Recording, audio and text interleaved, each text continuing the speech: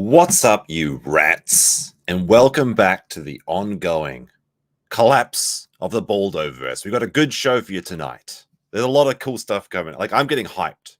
I'm getting hyped for the Battle of Nicks Courtroom. It's happening. They've got the house for sale. They've got new documents. Kayla's got a lawyer now. Ralph is on the scene. He's going to be in the courtroom. He's going to be doxing those evil Kiwi farmers. Everything is happening tonight. We have to check out our binding poll, though, for tonight. What people want to see first is the house tour. You still have time to vote, and you still have time to like the stream as we get into this. But first, we have to look at a bit of cope. We have to look at a little bit of cope. And we got a message from the chief Baldo man himself. How should we start this? All right, it goes. Nick reads, when Null says he'll block you for his mental health, but he misses you. And he shared another DM where it says, oh, someone literally has no idea what stage of the case he's at and literally doesn't understand the issue or the legal reasoning. Also, you didn't block me. Oh, no, Kiwi bros. So Null responds, as I've stated, I have nothing to gain from talking to you, and you are actively hostile towards me. I will no longer respond to you, and I will not post messages on your behalf. If you want to write to me so that I can read your messages and champion that as a big win, go for it. This is like, am I the only person? Like, what do you think? Is this a very reasonable text by Nick? Or is this the actions of his ex-stalker girlfriend? You tell me. I thought we might take a look at some of the comments of this tweet. This looks like you missing him. Bro, you're posting DMs. This is part of Nick's useless tactics. He becomes increasingly obtuse, insufferable, and passive-aggressive that the other party breaks ties with him, and then he touts this as the other person being unreasonable as a big, fat W. Nick has stated that he never stops being on good terms with people and stops talking to them. And also, projection on your part, Nick. What are you doing posting your own L? These are pretty savage. Get help, dude. Get help, dude. And then you have some people making fun of Josh Moon's face. Look, Josh Moon is such a visionary. He can see on all sides of him. But that's the first. But we'll warm up with these clips. There's 3 choice clips from his last, I guess, victory lap stream, you could call it. We'll have to see, though. But first, Excuma says, with our 50 coronas. Your channel's gone off the rails since the Coke pop got exposed. Where were you when the cops found the Coke? Yes, it's true. I set them up. I'm actually part of this government conspiracy. Cloud Illusion asks, is Drex still MIA? We're going to have a Drex update in just a few minutes of where Drex still is. It's actually pretty interesting because I'll be wondering myself. Jerry said, Nick Rekieta said I can travel without a passport. Yeah, we're going to be talking about Ralph and his missing passport in Tijuana, but he actually made it to Minnesota. Like low-key, Ralph's little miniature adventure is so much fun, and I'm so hyped for it. He's getting drunk in airports and saying he's high on coffee and all sorts of stuff. And Adriana asked also, is the gun to Minnesota? Yeah, he arrived in Minnesota today. So anyway, let us get it. Let's go with the first clip. Let's start with plea deals, the omnibus hearing. You don't know what you think you know. August 15th from Alyssa Clips channel. I've already liked the video. Let's have a look. My contested omnibus. Well, Wednesday is my contested omnibus. Am I unmuted? Yeah. Okay. Good. We're all good to go. So it's not like all pre-trial shit that you. Okay. Let me know how the sound sounds as we get into this. And then theory also I could take a plea deal. I think a little bit of foreshadowing there. If this doesn't go his way, when we check out the documents from tonight, Nick has defendant's notice of motion and motion to void warrant, suppress evidence, and dismiss charges from lack of probable cause. This, in my opinion, is Nick's one Hail Mary, and if it doesn't work, I almost guarantee it. He's going to take a plea immediately and then say it's a big fat W. But I mean, judge for yourself, right? Yes, on that day too. That is possible. That is if they've offered me one, dun, dun, dun, since they've offered one to Lady Rackets, but doesn't seem like they have to Nick Rekieta. Oh, is that? I'm not sure what he's giggling and laughing here because, like, when Kayla got a plea deal, everybody said, well, Nick probably got a plea deal too. It's just not been uploaded or we don't have access to it. This idea that only one of them got the plea deal is pretty much just head fiction from Nick's part, but he likes to attack the weakest argument on the farms and then use that as like a representative of everyone. It's kind of interesting because in these clips, he talks about how the Kiwis are never wrong because always someone has the right answer just from merit of having many different opinions. But he just attacks the weakest one he can find all the time. I'm not, I don't know everything that's going on. I just know that. Oh, don't worry. Nobody does. They all think they do. It's so fucking funny. Because it's like, guys, is it though? Like, is it so funny? I'm not sure. I'm not sure it's so funny. Sarcastic. They're saying they offered your wife a plea deal, but they didn't. Yeah, well, they did offer one. They offered my wife a plea deal, and everybody's like, and they didn't offer one for Nick. They're gonna get her to roll on him. It's like, okay, I guess that's what happened then. Yeah. Even though, like, I don't think that Kayla's gonna turn on Nick. Nick does have a history of joking about things that just straight up become true. Like when in the swinging situation was rumors like, oh no, bros, I'm in a swinging polycule. Like how ridiculous. But then it always turns out to be true. Oh no, guys, I'm not smoking coke. Like it always turns out to be. So I'm not sure if he wants to tempt fate in the way that he is. But let's continue. It's amazing because the people who like keep commenting with so much authority about what's going on, there are people who in the past, if they would have just asked, I would have probably told them what was going on.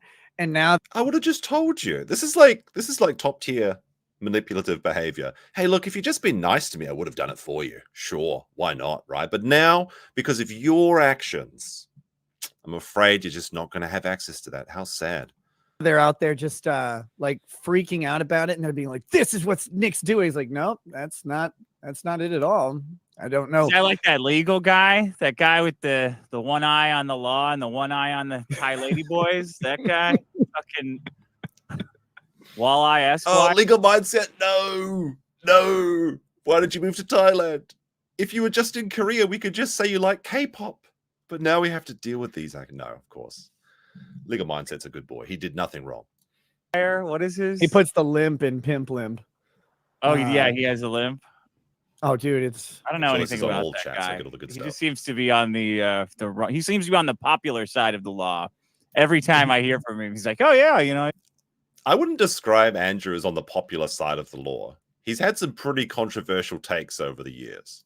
Yeah, this is you can also find him on Fresh and Fit. Hello, fellow Chads. Yeah. This is so I wanted to show this clip kind of just for this part here, because this is just top tier sour grapes. So the joke here is like, oh no, Andrew went on to Fresh and Fit. And oh no, well, it's one of those cringe podcasts where they make fun of like all women are dumb, right? But Nick was chomping at the bit to go onto the whatever podcast, but he couldn't find the time because he was too busy getting high. And then he's just like, well, I would never go with that. Like, what are you talking about? Fresh and Fit? Even though like the whatever podcast is just like a ripoff of the Fresh and Fit, it's just total sour grapes. It's like, oh, it's literally reversing, or not reversing, I should say. It's literally rewriting history to make it sound like I never wanted to go on that show anyway. Hello, fellow Chads. Yeah. Last time I heard from him was Dick doesn't know anything about cocaine. I said, okay. Sure thing. Does buddy. he? You don't know anything about Thai lady boys either, I'm sure. Hey, look, who knows what goes on in Thailand? What happens in Thailand stays in Thailand.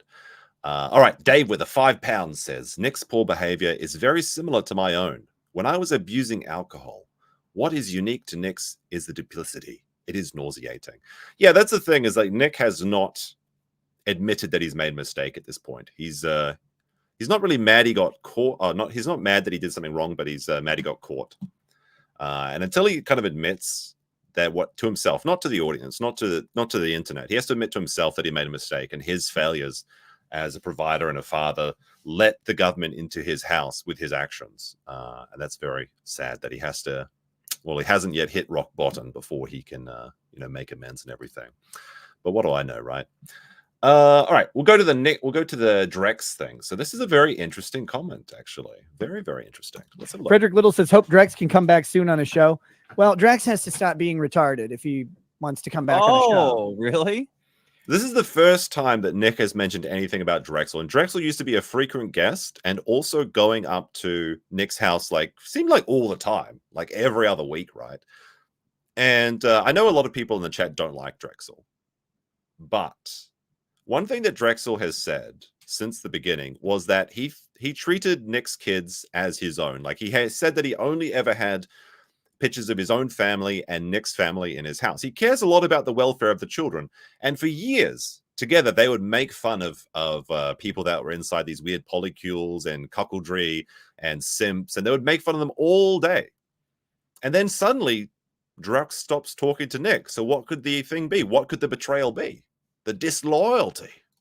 He like decided somewhere that I lied to him about something that is nebulous and will not talk to me. Apparently. Well, it's not nebulous. I think it's fairly pretty obvious, but okay.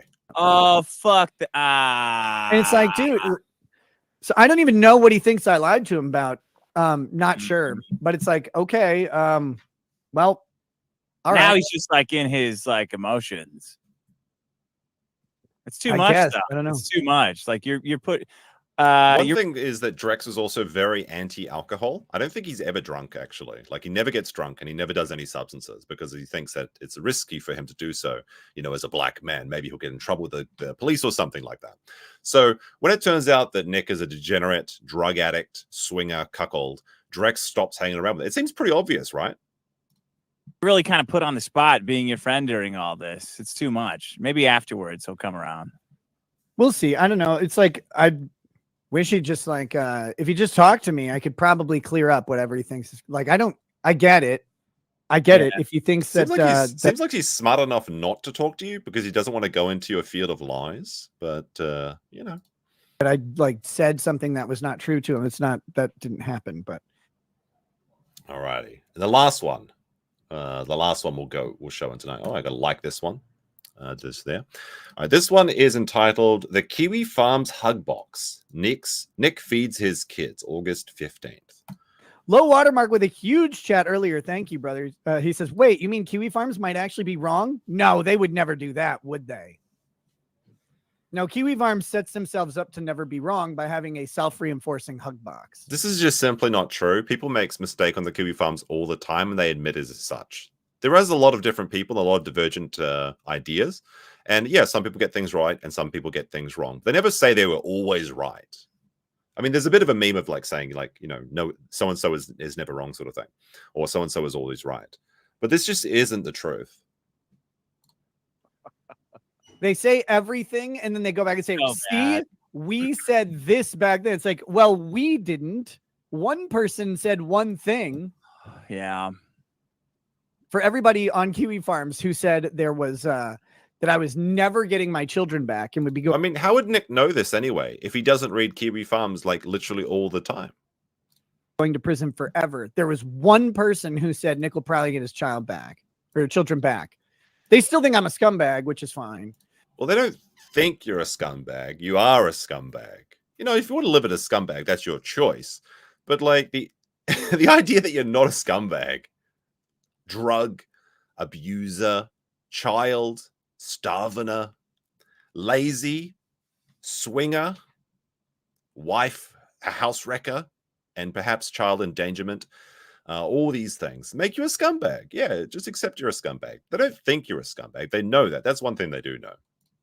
But he'll probably get his children back. That's not enough for them. They need like you to also die.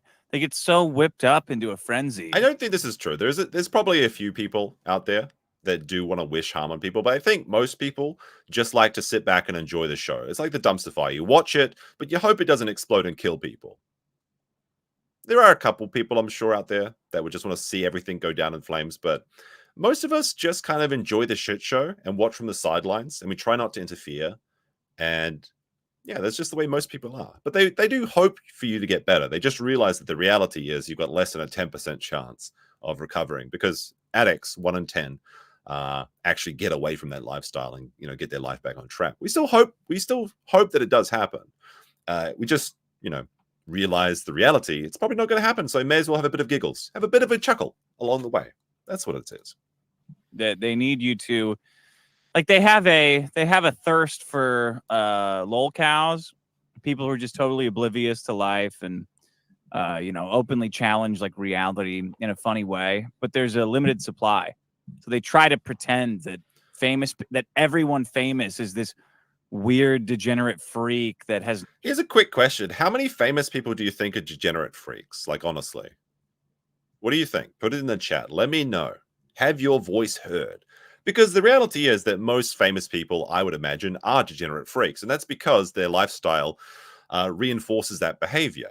People that become famous, like really famous, I'm not talking like little internet shows or anything, but if you get any amount of notoriety in real life, you get just this constant positive feedback for everything you do, and nobody's going to call you out on your bad behavior. And why should you improve if people like you the way you are? And they just get into these like sycophantical relationships where they never have to have accountability for their own actions, and they have no reason to improve themselves. So yeah, I would say a majority, like a vast majority, like 60, 70, 80% of people in like Hollywood or movie stars or any type of famous are degenerates. It's just the way it is. Except Keanu. Yeah, Keanu's like the one guy that escaped everything. I mean, some celebrities I assume are good people, but the reality is that just you don't get better. That's why when you give kids too much money or everything they want as a child, they stop developing their personality. And this is like what happens to a lot of young women as well. Like if you're a young woman who's particularly attractive, you have really very little incentive to work on your own social skills because men are just going to give you anything anyway. So that's kind of how it works, like a lot with like the rich boy is kind of like the really attractive girl. But it happens on both sides. It's just that there is more attractive women than rich, like young guys. So you notice it more in women than men. But there are some great women out there as well, of course. But that's just kind of like an easy example for you.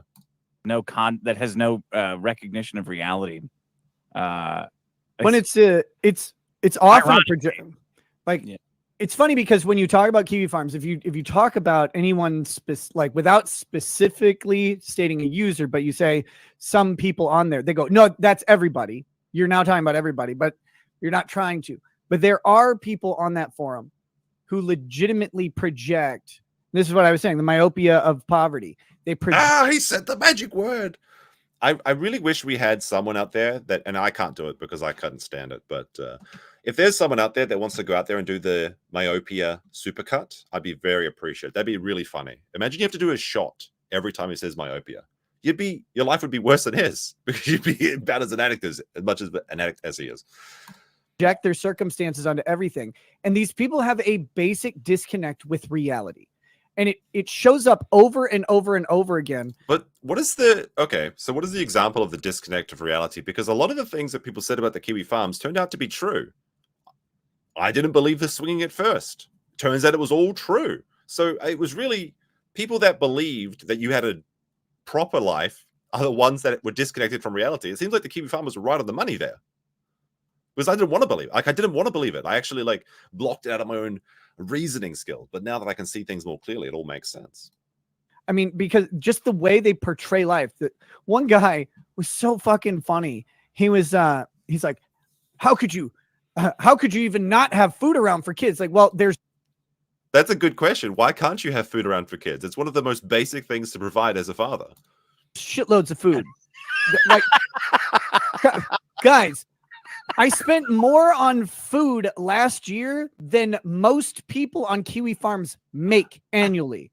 This actually this is an insane statement to make, but it could be true because in one of Nick's drunk streams, and I think it was with Dick Masterson, he was talking about how much he spent on food as a flex. And he said that he spent over $3,000 a month on snacks. His nanny was spending $3,000 a month. So yeah, it is totally possible that Nick spent more on food, snack food, than some Kiwi farmers make in a year, which is insane to think. Like, what was happening in this house? I need to see these receipts. I would pay a lot just to see what was on. Like, how is he spending that much money? That's incredible. Wait, how much is that? It's 5 kids, right? I mean, let me do a quick calculations, right? So he said he had what, 3,000 on snacks divided by 5 children. So 600 a month divided by, let's say, 30 days. So there's $20 of snacks a day. So it's like every day you're getting your kids, like, I guess like a Happy Meal or something that like costs like $20, right? Something like that. Like it's getting takeout or fast food or like junk food every day. It kind of makes sense like that, but still, that's ridiculous. And that's just bad parenting. Just giving kids snacks anytime they want. No, feed them, of course, but don't just give them snack food. That's ridiculous. There's food. There's tons of food. The whole hunger thing was legitimately fucking retarded. I don't know. We had multiple sources reporting that the kids were hungry. You say that, but where's the evidence to show that they weren't hungry? It was actually a lie. And that's all recorded too, but we'll get around to it. That was a lie. Will we though? That was we? crafted. Okay.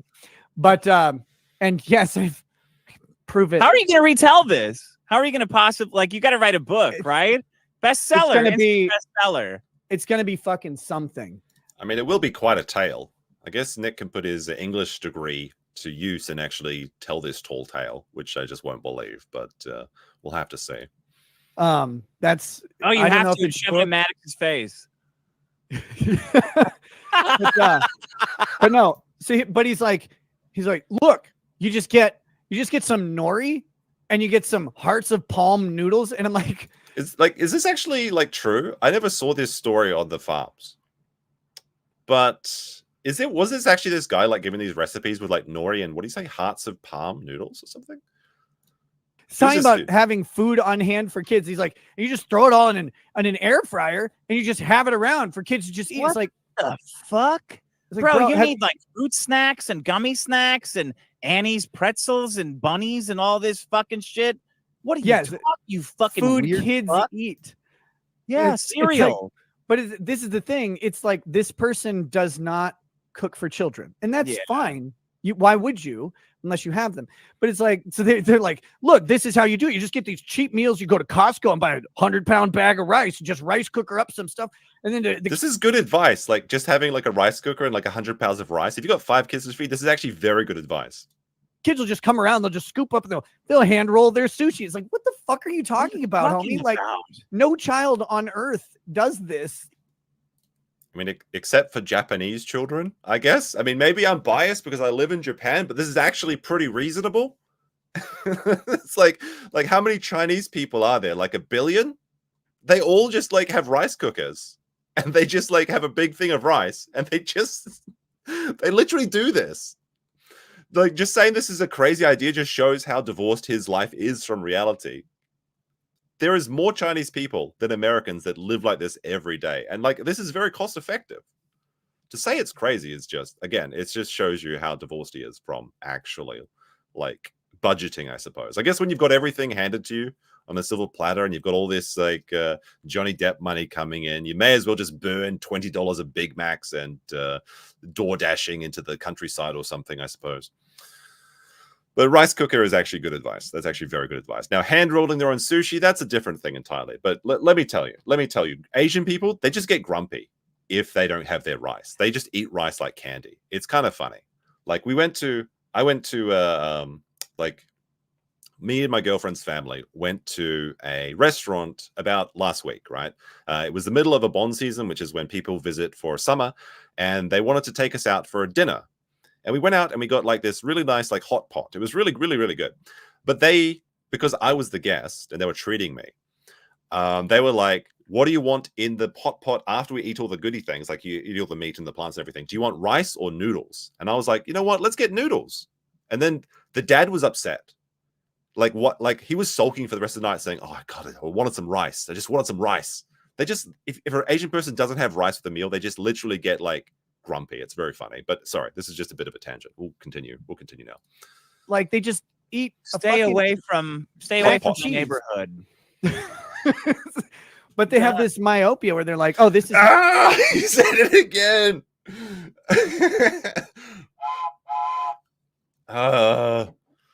Oh my goodness. If you're playing the myopia shot game, be careful. Be careful. How life is. It's like, no, this isn't how life is for most people. The Kiwi Farms people don't realize that when people are like, oh, you guys aren't like other girls, it's not an endearing thing. It's like, oh, you guys aren't like other girls. Ooh. Stay away. You're fucking weird. Yeah, you're weird. Everything they say about like the kids in general and like what you're fucking up on. I think I might have seen that one. Like, this is how you cook for kids. You got to go down and get some mackerel packets at the dock. I mean, I guess that's funny, but like fish is very good for growing children. Fish is delicious. Bro, what are you talking? Is this such You a don't see crazy that shit idea on having fish like available? Like when I was a kid, my parents would give me cans of tuna when I was a growing boy. They're like, you know what, you want some fish? Just have this cans of tuna. And you make like, you know, you mix it up with some not nori, but we would actually just, you know, just like some hot sauce and like you mix it in with some rice. Actually, it was literally I would make rice and tuna together and mix it together when I was growing up. Carbs and protein. It's great. It's delicious. You guys need to watch some sitcoms because your behavior is aberrant. At best, it's really fucking weird. Like just giving your kids like Doritos and gummy bears and PB&Js, and PB&Js are delicious. Don't get me wrong, but they're just all sugar. It's all just sugar. The peanut butter's it can be peanut butter can be okay. So this is some dude thing. I'm a cat. I'm a cat. All right. Hey, like I like tuna. What's wrong with that? It's a delicious fish. Oh dear.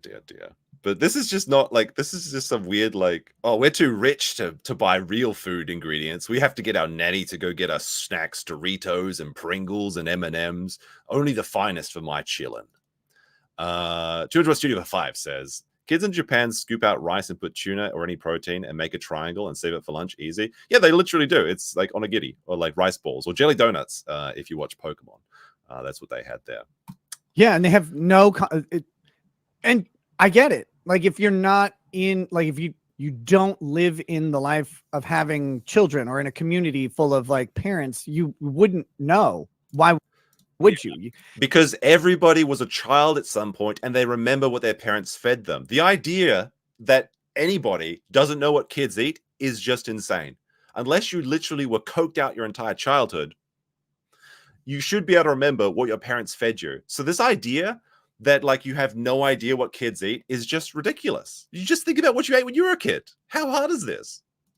You're just cooking for yourself, for your boyfriend or whatever, and that's fine. But like the whole like cooking for children is like, yeah, you just get some hearts and palm noodles because they're high in protein. It's like, holy also, fuck. like instant noodles are very popular for kids. Like when I was a kid, we would actually eat noodles like Waddies, like 2-minute noodles. Do you guys have this? It's like you guys call them ramen, I guess, but we just call them like 2-minute noodles. 2-minute noodles. Let me see. You ever have like this one? I'm not sure if they've got this brand in America or not, but like the 2-minute noodles. Yeah, 2-minute noodles. That was some good shit. The beef one was better than the chicken one. Those are some good shit. Like you put this in the microwave, you just microwave it off like literally 2 minutes. And then you know the best thing is you get some bread and just butter it and you put it on that melts the butter. It's so delicious. It's all carbs. It's terrible for you. It's so much salt, but it is delicious. So this idea that kids don't like noodles is just ridiculous. Again, it just shows you how far gone. Show the 4,000 calorie one? No, not today. Dude, what kind of... What are you talking about? You have white bread peanut... Boil the water. Boiled water in the microwave is exactly the same as any other water, right? It's not like irradiated water or anything. But speaking of irradiated water, we're about to see some radioactive pipes and shit in Nick's house. That's the next segment that's coming up. Peanut butter and jelly like that. You know, they have to eat 3 times a day, maybe 5. It's so fucking funny. But then other people are like, you said you didn't read your thread. It's like, well, I don't. Court. I don't read my thread. If you're a member, you can spam your doubts in chat. Spam the X. Of course, joining as a member helps support the channel, and it gets you access to the private Discord where we post a lot of fun memes, and we try and have a bit of community over there. If you so want to support the stream, that would be appreciated. Also unlocks these perfect emojis. You've got the exactly where Dax should go. You've got the doubts. You've got the sonitudes. You've got the bent pickles. You've got all sorts of stuff in there. But let's continue. Until something fucking retarded happens and I have to go and look for it. Wait a second. So he just admits to reading Kiwi Farms all the time. Listen to this. Listen to this. I don't. Funny. But then other people are like, you said you didn't read your thread. It's like, well, I don't. Until something fucking retarded happens and I Which is all the time. So you're always reading the thread. Have to go and look for it. And like I have to see what's going on. And then it's like, oh, okay, this is what everybody's screaming at me about. And then I see this post about cooking for kids. It's like, dude, you shouldn't cook for adults, much less children. Like this is These kids would never eat in your house. This dude's like, you should get some nori, which is actually pretty good for you. Seaweed, right? That's what nori is. It's what they wrap sushi in. You get some rice and some protein and some nori. Wow, what a wild, crazy person. Like, apparently, like Emperor Hirohito was giving you the best advice ever, because I guess he's on Kiwi Farms probably. That's where he's been since World War II. Like really good advice, and just discard it entirely. This is ridiculous. I'm going to continue not feeding my kids SpaghettiOs. Lots of protein in there. But the whole children being hungry thing, it's I alluded to this earlier. People think that a conspiracy against you is like a grand thing that involves like all these levels of government and like some big motivating thing. That's actually not true at all, because Nick in his show told his audience what a conspiracy is multiple times when he was talking about the conspiracy against Bikuniana. A conspiracy is just two people working together against you, essentially. And since the government is who you're accusing of this conspiracy, you're literally accusing them of a government conspiracy. But it really is as simple as one person doesn't like you enough to just do their job poorly. Yeah. And you're fucked over. It's a half truth that gets told. It's one lie, one place that can tip things into motion. That kids love noodles. I think every kid loves noodles, like ramen or 2-minute noodles. I think they just love them because it's like, yeah, it's just delicious. Who then are paying to fight, and it's unreal how it happens. And like I said, thank God, all of it's recorded. Can we see the recording? No. It's all fucking recorded, and I have all the recordings. Then show us. It's just not the right time to do any of this. Okay. I have a It's not the court right case time. that I have to do. All right. It's really coming soon. It's really coming soon. 2 more weeks, trust the plan. 2 more weeks, trust the plan. Alrighty. So, binding poll time. Let's have a look. The binding poll says that with 500 votes, 50% want to see the house tour. All right, this is binding, but everything after this first one, I get to choose. That means we're skipping to, I think it's here. All right, here it is. So Nick's second house is now on the market for the low price of $450,000. And there's some really fun stuff in this house, but just interestingly, this actually looks like a really nice place to live. Look at this. Isn't this lovely? You've got your own little forest. You've got lakes around you. I'm probably going to criticize the house's design quite a bit, but it looks like a nice place to live. Look at that. See, this is the weird shit, though. Like, why is it, like, dug into the ground? It's like a halfway Hobbit house. Like, I feel like this is a really bad idea, especially in Minnesota, because don't they get a lot of snowfall? Won't the snow just completely pile up on this entire part of the house here, and, like, you'll be, like, just sealed in? I feel like you need a bit of a gap there. It's just going to be dark in that like, little dungeon, essentially. It's very strange. Like, why wouldn't you just build it on top of the hill?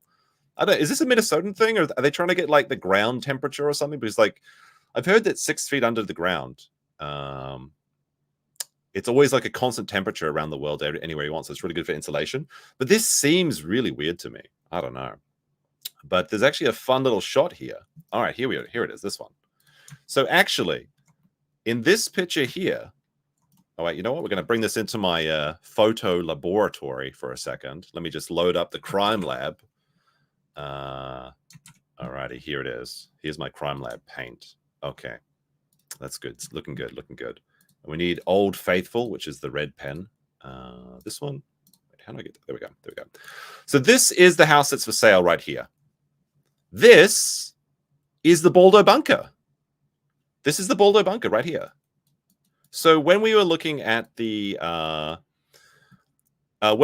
transcripts, and they're talking about how far away is Nick's house from his second house is literally closer than the driveway to his own house to the main road. Look at that. It's literally closer than his actual driveway. And this is actually really interesting from again, also I'll just say that this looks like a lovely place to live. I love lakes. If only there was like a land of lakes where I could live in. But look at this. Whoop. It's the same distance. It's the same distance through the woods. It's just like a little thicket you've got there. That's a fun little jaunt through the forest. That's kind of crazy. I guess is this the same house? I guess this is someone else's house. I don't know about this house. I assume that's just some other person, but that's wild. Also, very funny in retrospective, because a long time ago when Nick was doing the Vic Mignogna case, draw the penis. I already lost. I already should have done that earlier, but yeah, maybe like up here. There you go. It's a short one. There you go. But like, so back when the Vic Mignogna case was going on, people found Nick's second house. This is the second home over here. Second house. There you go. And they were like, Nick was styling on the haters, saying, "You guys found my house, but that's actually my second house. You still don't know where I live, tee-hee." And he was just across the road, like literally at spitting distance. Well, maybe not spitting distance, but nose distance. Like the one nose could probably bridge this gap pretty easily if you look at like that. But that's pretty interesting, I thought. Very, very interesting. But again, pretty nice place. But is it worth $400,000? I don't know about that. Again, it's got this weird under the ground thing. I don't know about that. His new house looks much nicer. It's all above ground. Look at that. And they've got a really nice little view. Very nice place, honestly. Very nice place. Let's see. Nicholas said, member for 1 month, says, if you can microwave water without a container that allows it to form bubbles, you superheat the water. Careful before detonating your Pyrex. Oh, that is true. But I think in 2 minutes, you probably won't superheat your water, surely. That's good advice, though. One time, I forgot to put the water in my cup with my noodles, and I microwaved it, and it became like just this black smoldering smog that lasted, like, it was like smoking for like 5 minutes. It was crazy. When I was a kid, obviously. It was a pretty dumb thing. You can make fun of me for it, rightfully so. Zombie Licorice with 5 says, it sounds like he has zero expectations for his children. Yeah, I mean, I would say so. I knew how to make macaroni, spaghetti, ramen, cold cuts, etc. at like 10 years old. Yeah, my parents would, they would make us cook. Like when we were like, after we were like 13, it was like Monday, or I always had to cook, and Tuesday my brother had to cook. So, and we'd probably make the same thing every week, like spaghetti or like sausage casserole or something. But yeah, our parents ingrained in us from an early age that we have to help around the house and stuff and actually do these things. I mean, it's still the parents' responsibility. Don't get me wrong. This idea that buying some rice or some noodles is a terrible idea is just absolute copium. And Excumus says, oh my God, you're doxing the Coke Pope with his publicly available information. Everybody knows this is not a surprise. It's on Zillow. He's selling it. I'm not doxing him. I'm advertising his property. You're going to see the listing. This is free publicity, all right? See, if you're like the ultimate Baldo guard for just the low price of $450,000, you can be Nick's neighbor. You could be sitting over here watching RekietaLaw, and then after the stream's over, you could go over to his house and look through the bushes and start like gooning while he's in the hot tub doing the local stream. Look at that. That's worth $400,000 to the Baldo guards out there. Alrighty. So let us take a look at the actual listing now. I guess we'll go to the virtual tour. But again, this is actually really nice. Look at this. George Lake right next to Decision Hills. Man, the only decision is if you're going to buy the house or not. This is really honestly, I would like to live here. And look at they got like, you got your own little forest. This is great. This is a wonderful little property. All right. Unfortunately, it's not actually as good as you might think as we start the 3D tour. And we descend into the Baldo house. Oh, look at this. It's got a nice little 3D thing. It reminds me of back at the Coburger days where we had the 3D house. All right, let's get started. I guess we have to go to... The kitchen is really fun. There's some really fun little details in this kitchen. But let's go to the start of the house, I guess, like the front door. Let me see if I can find the front door. The bathroom. By the way, if you've got a weak stomach, there's going to see some wild shit in here. Well, where's the front door? That's the back. I guess the front door must be over here. Okay. Here we go. We'll start outside the house. There we go. First of all, again, pretty nice little area. I like the trees. I don't like this. Like, this is way too low. The snow's just going to pile up here immediately, and you're just going to be like buried for the entire winter, which is probably why they moved out. But let's get into the house. What do we have here? Oh, I wanted to see that artwork in the front. We're going past frame by frame. Imagine the smell. Hold on to this comment because this is going to be evergreen as we go through the stream. All right, let's see. I've got little. Okay, so it's just like some greenery on, so like a hanging cactuses or something. Okay, that's not too bad. Not bad so far. Wait, what the fuck? This is about to collapse. This is a death trap. Look at this shit. This is about this entire retaining wall is about to fall down, and you're going to be like covered in stones and stuff. Oh, pineapple detected. You have to take if you're drinking at home, you have to drink every time you see a pineapple. And if we see any upside down pineapples, then you have to finish your drink. That's the rules for the stream. But I've got some concerns. I've got some concerns about this. This looks like it's about to fall at any time. That's not going to last the winter. All right, so we're stepping inside the home now, and we've got oh, look at this little welcome. I guess this has got to be Minnesota, right? I wonder who drew that. I wonder who painted that. That's nice. That's very cute. Very cute. All right, let's have a look around. And first of all, we got, oh, look at this, a coat. Wait a minute, a coat? Whose coat could this be? Enhance. Oh, wait, not there. April's coat. Interesting. That's very interesting. These pictures were taken a week ago. So April's literally still there. Anyone that said that April just wasn't there, look at that. Look at those detectives. Look at that coat. That's the same coat. Caught in 4K. Interesting. Enhanced. Now, I think this is like a little camouflaged hat. I almost didn't notice it. It's very hard to spot. I think she's like a hunter, right? Like she likes to do hunting. All right, let's see what else. What the fuck? Ripped up linoleum?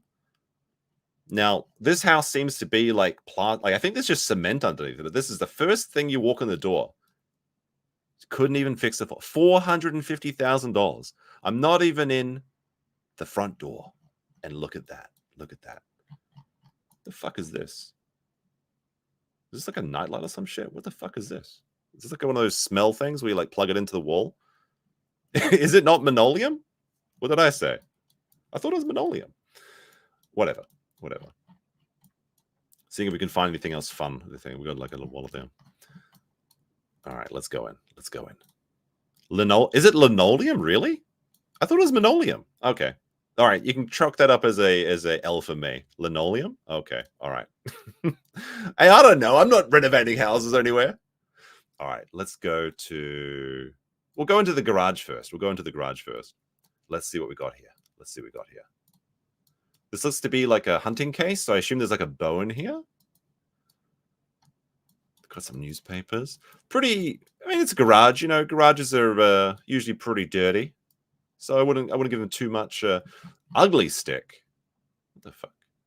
Is this what Aaron was beating April with? Is that why he's got a restraining order on her now? Interesting. There's also like a little painting here. I wonder whose painting is this. Like someone painted this and put a lot of effort into it, and it just got put in the garage.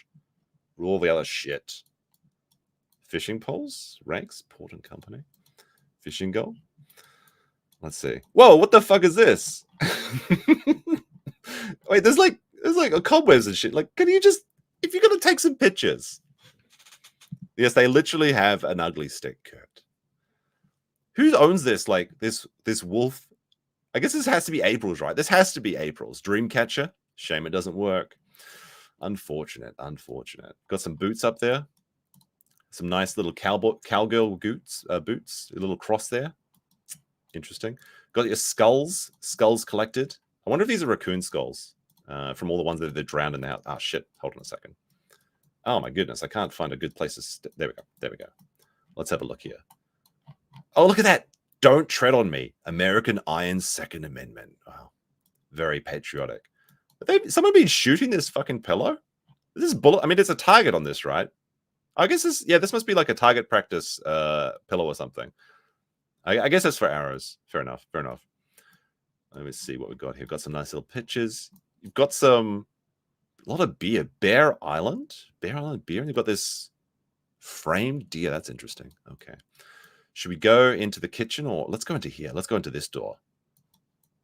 All right. So this is I guess the side room. This is the back room. We're in the back rooms now, guys. We're in the back. Oh, what the fuck is this?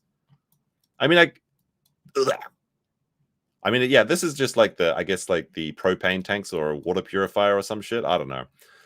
I mean, at least do a little bit of work, though, a little bit of maintenance if you're putting this up. This is just disgusting. All right, let's take a look over here. What can we find? What can we find? Does he have a framed Africa poster? We'll be saying dirty, dusty, unused washing machines. Here's the question. Is this going to be dirtier than the inside the actual Baldo bunker? This is just the annex. Like if the Baldo bunker is like if this is Germany, okay, this is Germany over here. This is Germany. This is like France, and it's being returned to the French now. I guess. Let's take a look around and see what we can find in this house. Don't worry, the best is yet to come. Wait, there was something here, I remember. Let me see if I can find it. On the door frame. Was it maybe... Oh, no, it's over here. There we go. Look at that. What's going on here? Someone rage punching the door? What's going on here, buddy? You're not going to fix at the door? $440,000? Someone just got like... What's going on here? Josh Moon should buy it. Yeah, he should. He should make this the new Boulder. Oh, no, the new Kiwi Farms Center, right? Whoa, buddy.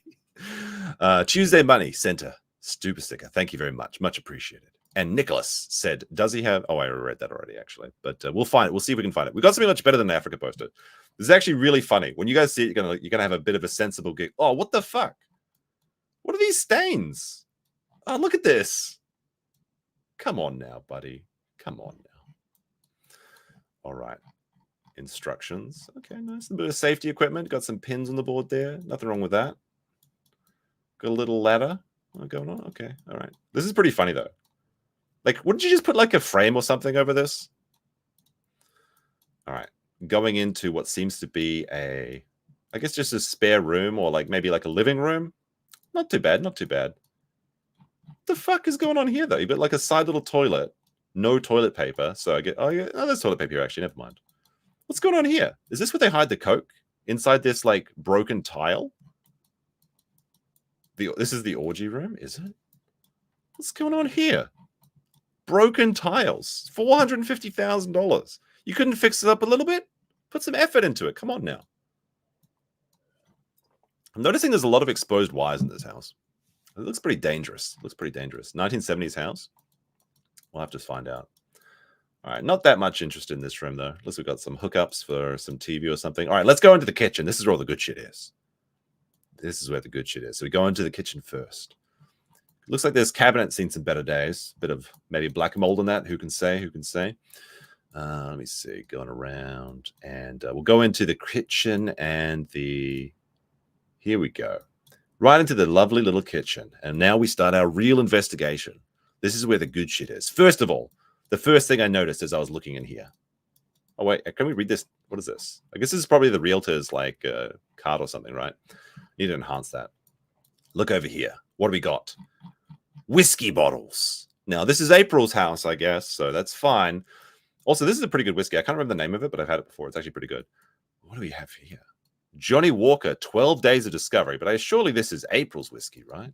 It couldn't be just Nick's whiskey. Unless... Enhance the tapes. Wait, do you guys see that? We're going to have to put this into the crime lab. Put this into the crime lab, boys. What have we got here? Enhance. Enhance. Enhance. Oops, not that part. Shit, it's not working now. There we go. To Nick. That's Nick's whiskey. That's Nick. Look at this. Nick. From Fanny? Is that Fanny? Who's Fanny? Interesting, interesting. Nick's whiskey in the second house. Are you ready for the big one yet? There's some fun shit we're about to find.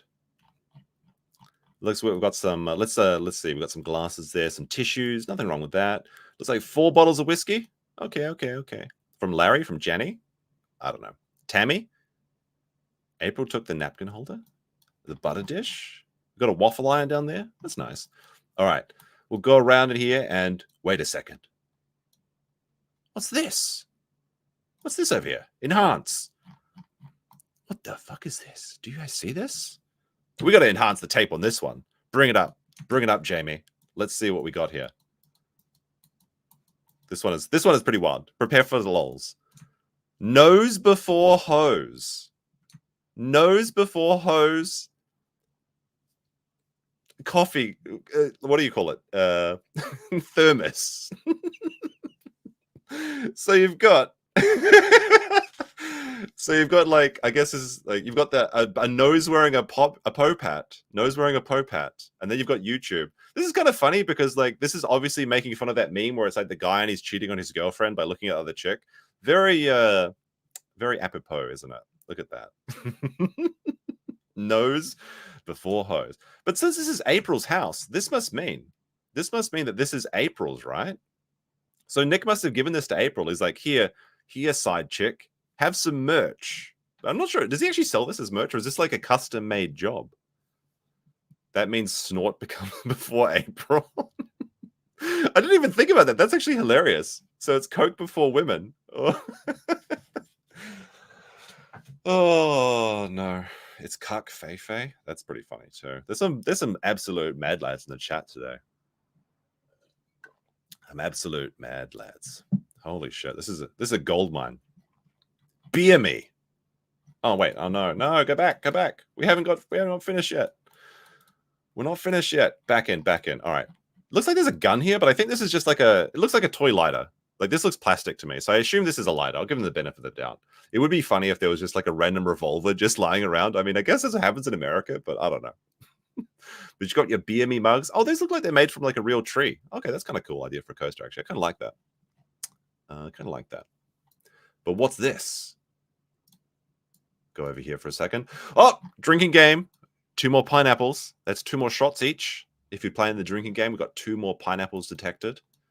Look over here for a second. Looks like we've got a KitchenAid. I mean, God forbid you just get some rice and you throw some rice in the KitchenAid or something. The kids put in some nori, some artichokes or some shit. I don't know, some noodles. It's much too difficult. You got the knife rack. It seems like some knives are missing. Oh, be careful. Be careful. Hey, be careful, April. Where are those knives? But we're not finished in the kitchen. The kitchen laughs. Not yet over. I'm just trying to find a good angle. There we go. All right. First of all, I was hoping that this sign would say bless the mess. That would be too funny, but it just says bless the house. So a little bit disappointed on that. It could have been funnier. I do like this stein though. This is pretty good. It's a pretty cool little stein. You got like trout and shit over it. That's pretty cool. Got an old Bonanza mug. That's an old TV show, right? I never seen it, but I know it's an American TV show. But that's pretty cool. This is a pretty cool stein. Pretty cool. I assume there's probably like German ancestry and thing. But what do we have over here? What do we have over here? Wait a minute. Enhance that. Boss Hog. What could that be? I recognize that bottle. That's wrong. I copied that again. Hold on. Print screen again. Print screen again. All right. All right. Boss Hog. It's a broken bottle of Boss Hog. A broken bottle of Boss Hog. Why would Nick have a broken bottle of Boss Hog? Well, I can tell you. This is from an early stream. Well, not that early, maybe a couple of years ago. But what happened is that Nick went to, I think it was a road rage with Dick Masterson. And this is a very expensive Boss Hog. I think it was like $500 or something. And they were sharing it around. But the Boss Hog cases, they open from the bottom. Like you undo the clips and then they slide down. So they dropped this bottle on the ground and it smashed. And then all the bros were taking like little like sips out of the broken $800. There you go. It's an $800 bottle. $800 bottle. And it was like it was a big moment, you know, like we're all just drinking out of the broken whiskey bottle. And they kept the bottle. And then you may remember that Nick used to have a portrait of this bottle that Kayla made him for his birthday. But however, recently, Nick said he was getting rid of all the whiskey paraphernalia from his show and from his house, which means that this bottle was originally in the big house. The bunker, it was in the big bunker. But it was so important to Nick that he decided to hide it from child services, because leaving a broken bottle in your kitchen is probably a terrible idea. But it was so meaningful to keep this bottle. They decided to move it into the trap house. They couldn't bear to part with it. This broken whiskey bottle, just like his life, is broken and spilled on the floor. Very interesting imagery there. Yes, it was the best night of his life. The broken whiskey bottle. That's why it was memorialized in the painting that Kayla made for him. There you go. Interesting little find. Like when I saw this, I was like, "What the fuck? What the fuck?"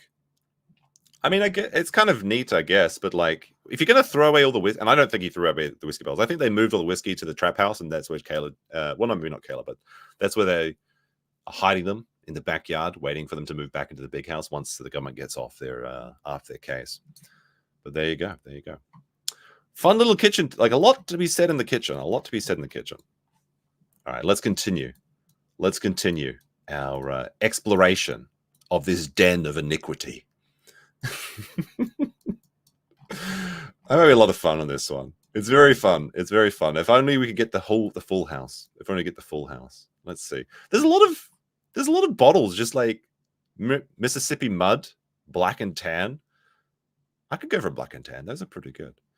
It's kind of funny. I wonder if this is April's. Do you think this is April's decoration, or it's is Kayla just a hoarder or something? Nick says he doesn't drink beer, so I assume it has to be April's shit. But there's every flower pot in this house, except for these ones on the windowsill here, is like in a bottle or something. There's just like bottles everywhere. Is that Aaron's TV? I assume it's Nick's TV. Oh wait, we missed. There's a bathroom here. Wait a second. All right. What do we got in here? What the fuck is this? Wait a second. How's it going, Christina? Whoa, buddy. You just got here just in time. What the fuck is going on in here? What the fuck is this? Holy shit. Holy shit. We'll go have a look at that in a sec. No, don't send me in there. I don't want to go in there. I don't want to go in there. Oh my god. All right, no, it's sending me inside. What the fuck? Oh, the dirty little seat. Imagine the smell. Yes, I knew people would get those. Myra with 20. What are these? Swedish coronas? So when Rekieta said he got rid of the alcohol, yeah, he moved it to the trap house. You know what I thought? The second I saw this picture, I was like, you know what lived in here? You know what lives in this very room? This motherfucker. This is actually the abominable, like SCP-173. Do you know this? Like this bloody statue that like it only moves when you're like not looking at it. It's literally where this look. If someone photoshops SCP-173 into that bathroom, it's gonna be like the perfect habitat. So like in the SCP-173 lore, because I used to be into SCPs a long time ago before it got really paused. But basically, this statue, if you blink, it moves and it's super fast and it tries to break your neck. But the pen that they keep it in, the ground is just covered in shit. It's just covered in like shit and blood, and nobody knows where it all comes from because it's just like this random murdering statue. And this is actually a real picture of this is actually like a special sculpture someone made. And then someone's like, your special sculpture shit, and we're just going to make a scary story about it. And it became like it's the most well-known SCP, I think. So there you go. But look at that. Wouldn't that just be sitting down there? Oh my God, disgusting. People are saying it's iron. If you look, it doesn't matter if it's iron, okay? If it's not something gross like shit, I don't like, if it's not spray tan, I don't know. The thing is, if you're going to sell a house, and you're going to ask for hundreds of $1,000s, at least fucking clean the tiles. You can get iron stains out of porcelain. Like, come on now. It's not that hard. The fact that it just shows like the amount of effort that's being put into this. I don't know. It's wild to me to see this. Like, I would imagine you would just like, you put some effort into cleaning this out. This just looks disgusting. Like, why would you have this here? Why would you have this here? That's Drexel's shower. Oh no, they put him in the second house. Oh no. What's all this? Why is it orange though? What the fuck is like? What is going on here? You got to imagine the realtor's like, you can't expect me to sell this, right? And why is this seat? Why is this little plastic seat there? Like, just throw the seat away. Why is there a seat in the shower? How is this even real? Like, I mean, I guess if you're going to be in the shower doing shower calls all night and all day, you have to entertain yourself somehow. Like, so you get a little seat or something. Who can say? Holy shit! All right, let's continue. I've seen enough. I've seen enough. But yeah, a little elbow grease would have gone a long way. Let me see. This room looks fine. Looks like there's some spider webs up here. Like, you should have at least done a little bit of dusting. Come on now. This is the house that like only April lives in too. Oh, what do we got in here? What do we got in here? Another bathroom. Look at that. That's nice. What's going on here? What's going on here? More iron. This is disgusting. This is disgusting. Look at this bathtub. Look at these. Look at this. Look at these stains. This is gross. And we know April lives here. Why didn't she do some cleaning or something? I thought that people on coke would do like really good cleaners. Oh wait, what do we got here? What do we got here? So it looks like we have some products. So hold on a second. I forgot to bring this up. But I think someone in the Discord has done it already. So if we enhance this photo, If we enhance this photo, really enhance. What do we got here? What do we got here? Interesting. This is, again, enhance to the Amazon product review. Let's have a look. Summer Eve Spa Daily Intimate Wash. Luxurious cleaning all over, feminine body wash, calming chamomile, pH balanced feminine wash, stinky vagina wash. pH, she's got a pH imbalanced vag. Pussy stank. You knew people were going to take photos of the house. Why did you not move this? Look, I've heard it from many women. I'm a bit of a vagina expert. Okay, I've seen like literally dozens of no one's going to believe that. I have to make up a better lie. I've seen literally 3 vaginas in my time, so I'm a bit of an expert. Okay, Kurt can back me up on this.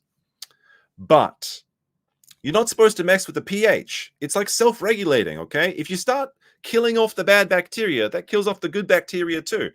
Okay, it's like you're not supposed to mess with that shit. Okay, your body's supposed to do it for you. You live healthy, and your body will regulate its own pH. You don't need this shit. See, look, Kurt's backing me up. He's seen a lot of vaginas too. We're both like Rizzlers. Okay, you have no idea. Me and Kurt on the town, the Skibidi Rizzlers.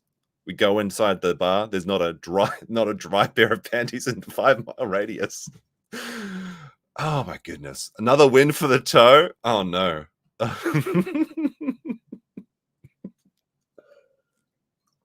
That's true. Meme OGBYN. It's true, but come on now. I can't get off this bathtub though. Like bathtubs are made of porcelain so that you can clean them correctly, right? And it's got all these, she's got the power jets in here. Why is this power jet all orange and shit? I don't know about that. That's some dodgy shit. Look at this fucking sink. This is disgusting. Look at this sink. I couldn't brush my teeth in this thing. Like, what the fuck is going on here? I'm not an overly clean guy, but I at least clean my house. If there's a stain in my sink, I get rid of it before I invite someone over. Like, come on now. It's the bare minimum. The bare minimum. I, with a 5 says, £5 actually. That's extra money. Let me see. Go back to the shower stool. I swear the brand of sacrifice from Berserk is on it. Nick offered someone as sacrifice. They got turned into a stool. The brand of sacrifice. What is this? Some deep lore. I've actually never seen Berserk. Where is that? Where is it? Where is it? Here it is. All right, let me look this up. The brand of sacrifice. Oh, I think I know what you're saying. Hold on a second. Is it like the brand of... Isn't this like the mark of chaos as well? Hold on a second. Brand of sacrifice. Berserk? Berserk. Let's have a look. Oh, this is the brand of sacrifice? Okay, never mind. I was thinking of something else. So this is the symbol that we're looking for, chat. This symbol. I guess I can kind of see it. But I think I see like more like the chaos star. You know what I mean? Chaos. Chaos 40K. Let me show this. Symbol. It's like this. Look at this. This is like the mark of chaos is on this chair. Like, see this, like this star? Okay, so look at this star, right? And then look at this thing. You can see it right there. We're gonna bring this into the crime lab, I think, for another time. Let me print this off for a second. All right. Look at this. It's literally the mark of chaos. This is Slanesh's chair. You've got the arrows like this. Like, see? This is literally the mark of chaos on this like disgusting school. No, it's like Nurgle's shower or some shit. I don't know. Look at that. It's right there. It's right there. You can see it. Brown stuff. Oh, you rat. You rat. Don't say that. I still think there's a lot of memes to be made out of this show. Holy shit. I've never had so much fun looking at a house. Oh my goodness. Oh my goodness. Holy shit. That's the cuck chair? Oh, it could be. All right. I think we got through this. There's a lot of these vents here. I guess you can hide the money or the drugs or the whiskey in there. It's kind of like Walter White's house, right? These are like dirty tiles too, or is these just shadows? I don't know. Put a bit of elbow grease into it. Like, you've got nothing else to do in Minnesota except, well, I dare not say. Aaron, but yeah, this house was offered to Aaron for $350,000. How much would you pay for this house, chat? Because I actually really do like the land. The land is really nice. I mean, it looks like a lovely place to live there, right? But this house needs some real work. I feel like if you could buy just the land and then build a house on it, it'd be better. 200,000? I don't know how much houses cost in America though, because like it's in Minnesota, a failed state. So I think it should be cheaper, right? Like I see like houses in Detroit going for like, I don't know, $10,000. I'd probably pay like 200,000 maybe for this. I think that seems reasonable. But 450? I don't know. Got a little bunk bed in here. Be fun. Nice little fun room. Oh, you know what? This roof. I had one of these roofs when I was a kid, like the textured like plaster or some shit. I love watching the TikTok, well, not TikTok videos, but I love watching like the videos on like Instagram or whatever, or TikTok or whatever have you, whatever the shorts on YouTube, and they have like families that are like they're like cleaning it off. They're like, this house is so dirty, you know, the kind of people I'm talking about, and they scrape off the thing. It's like it's so bumpy. Now we made it all smooth. That's so funny. It's so funny when I see that. Also, tripod, so you can knock that off your bingo. Oh, look at that little ladybugs. What the fuck? There's no switch here. That's kind of cute. Kids' room, I guess. So there was a family living in this house, as I understand it. There was a family living in this house before Nick kicked them out to move in his. What the fuck is this dark corner? There's some creepy shit. Chaos is literally coming in the corners of this house. This must be April's room. This must be April's room. Got the one little bed street. What have we got here? Lake Beauty Bible Camp 63. Okay. So you got like a salt, what is this, Himalayan salt lamp? I remember a funny story about a chick who put one of these in the dishwasher to try and clean it up, and it like dissolved because it's just solid salt. And she's like, what happened? And then they're like, her dishwasher broke as well because it got like corroded and shit. Very fun. Very fun. Oh, what's here? A closet. Oh, no. Don't mind if I do. Let's see what we got in here. A pony. April sleeps with a pony. She's a brony. Oh, my goodness. Or is that Nick's pony? Who can say? Goodbye horses. Got some just duvets. Nothing too crazy in here. Got some boot.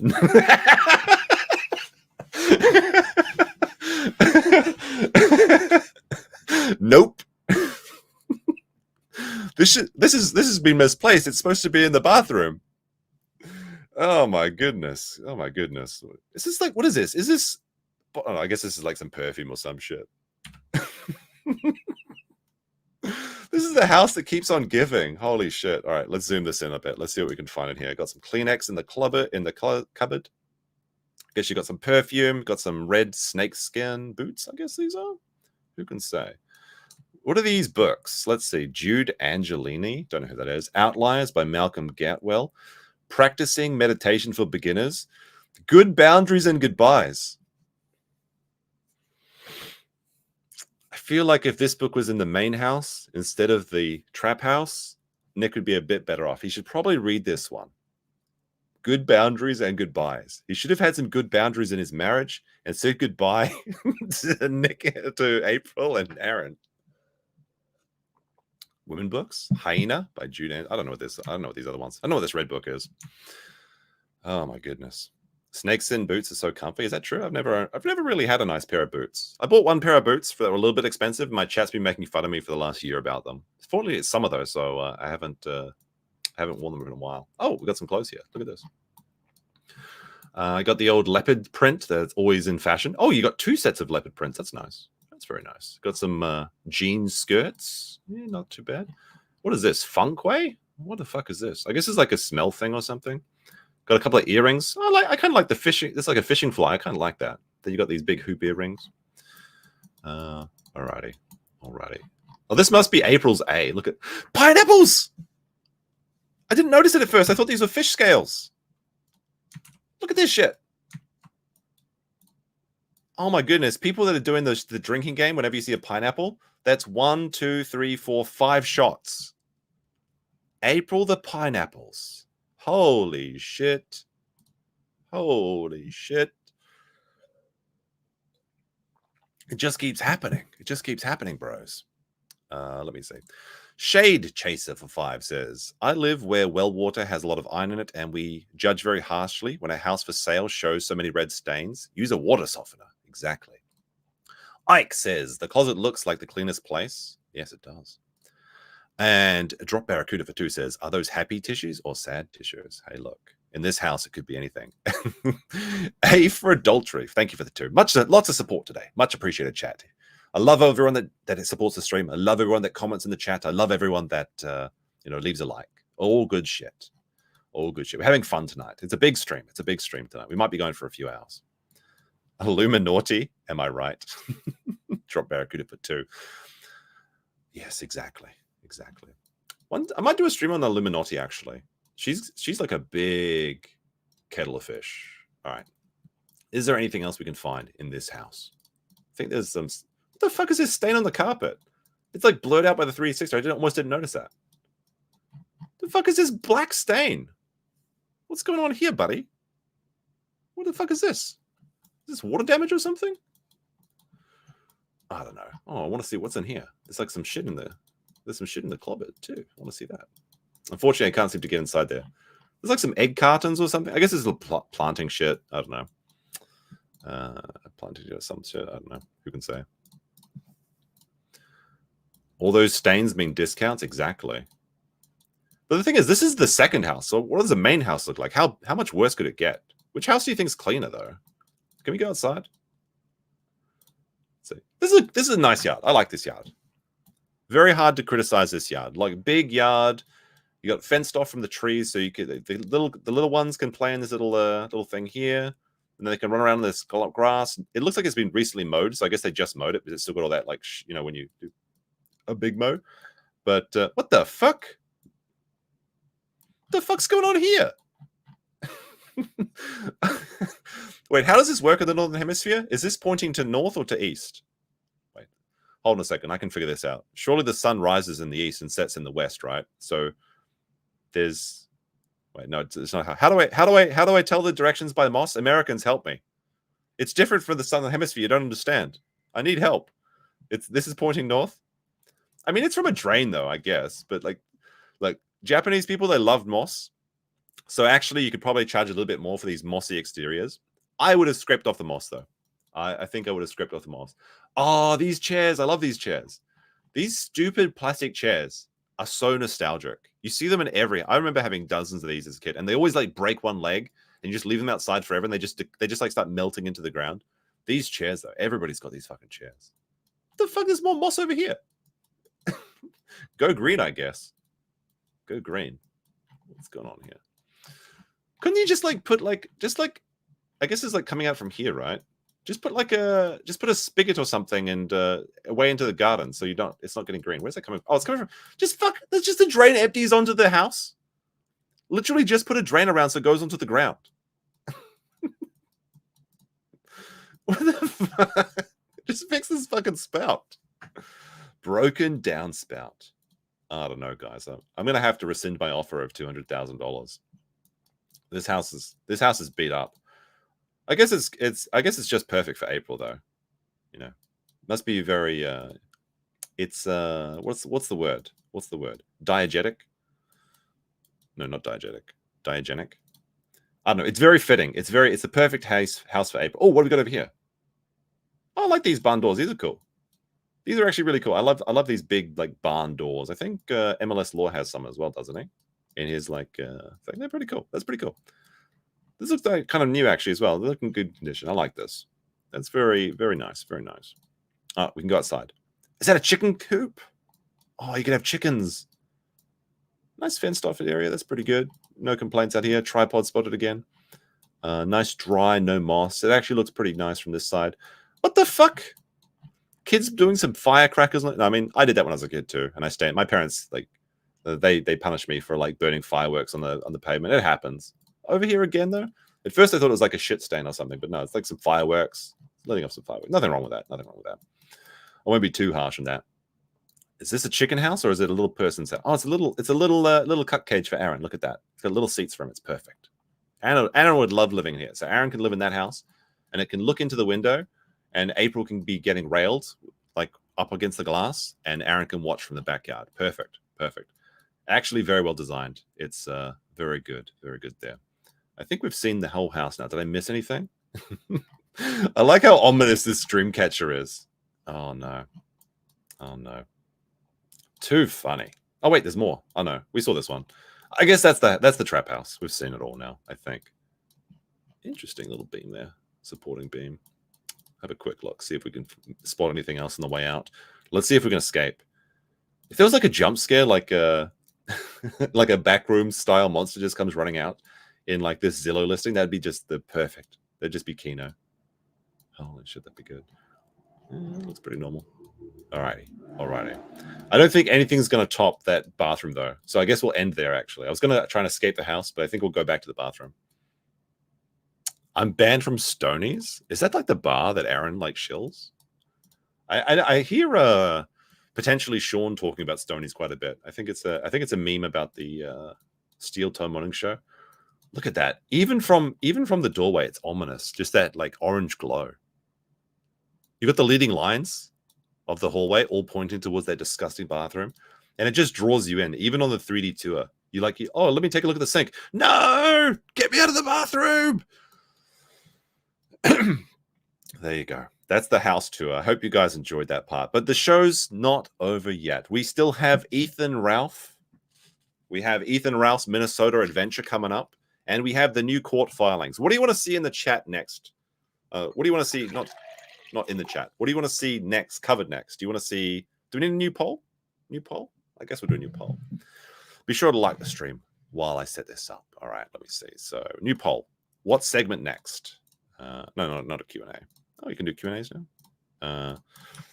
What's next? Ralph's journey. That's not expert.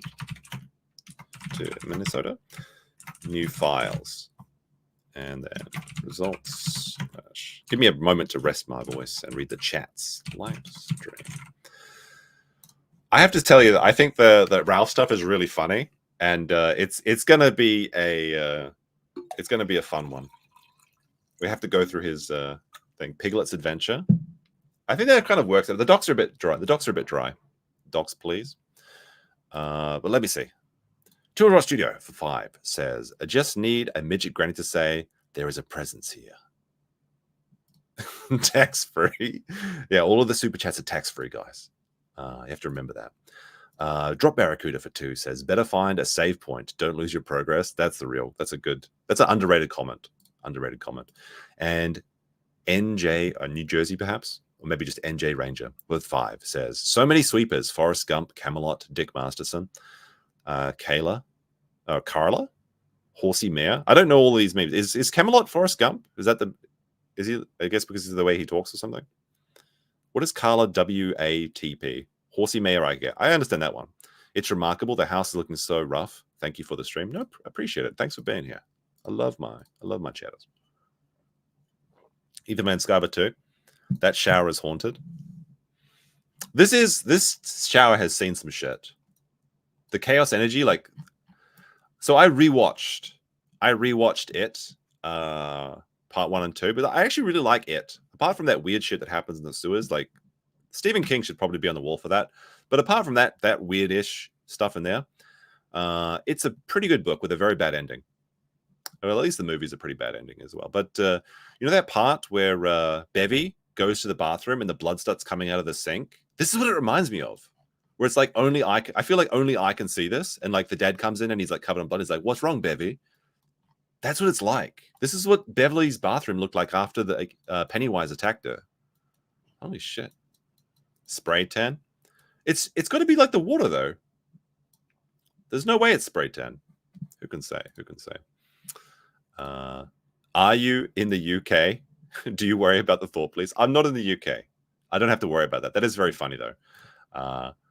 I've never been to the UK. I do want to visit it one day and try some eel pie. That sounds pretty good. Some jellied eels as well. Bangers and mash. Sounds pretty good. We all float down here. Yes. Yes, indeed we do. Check Discord. All right, I'll check Discord briefly. Let's see what Discord has to say. Yeah. Good advice in one of those DMs. Is this what's going on in Nick's bathroom?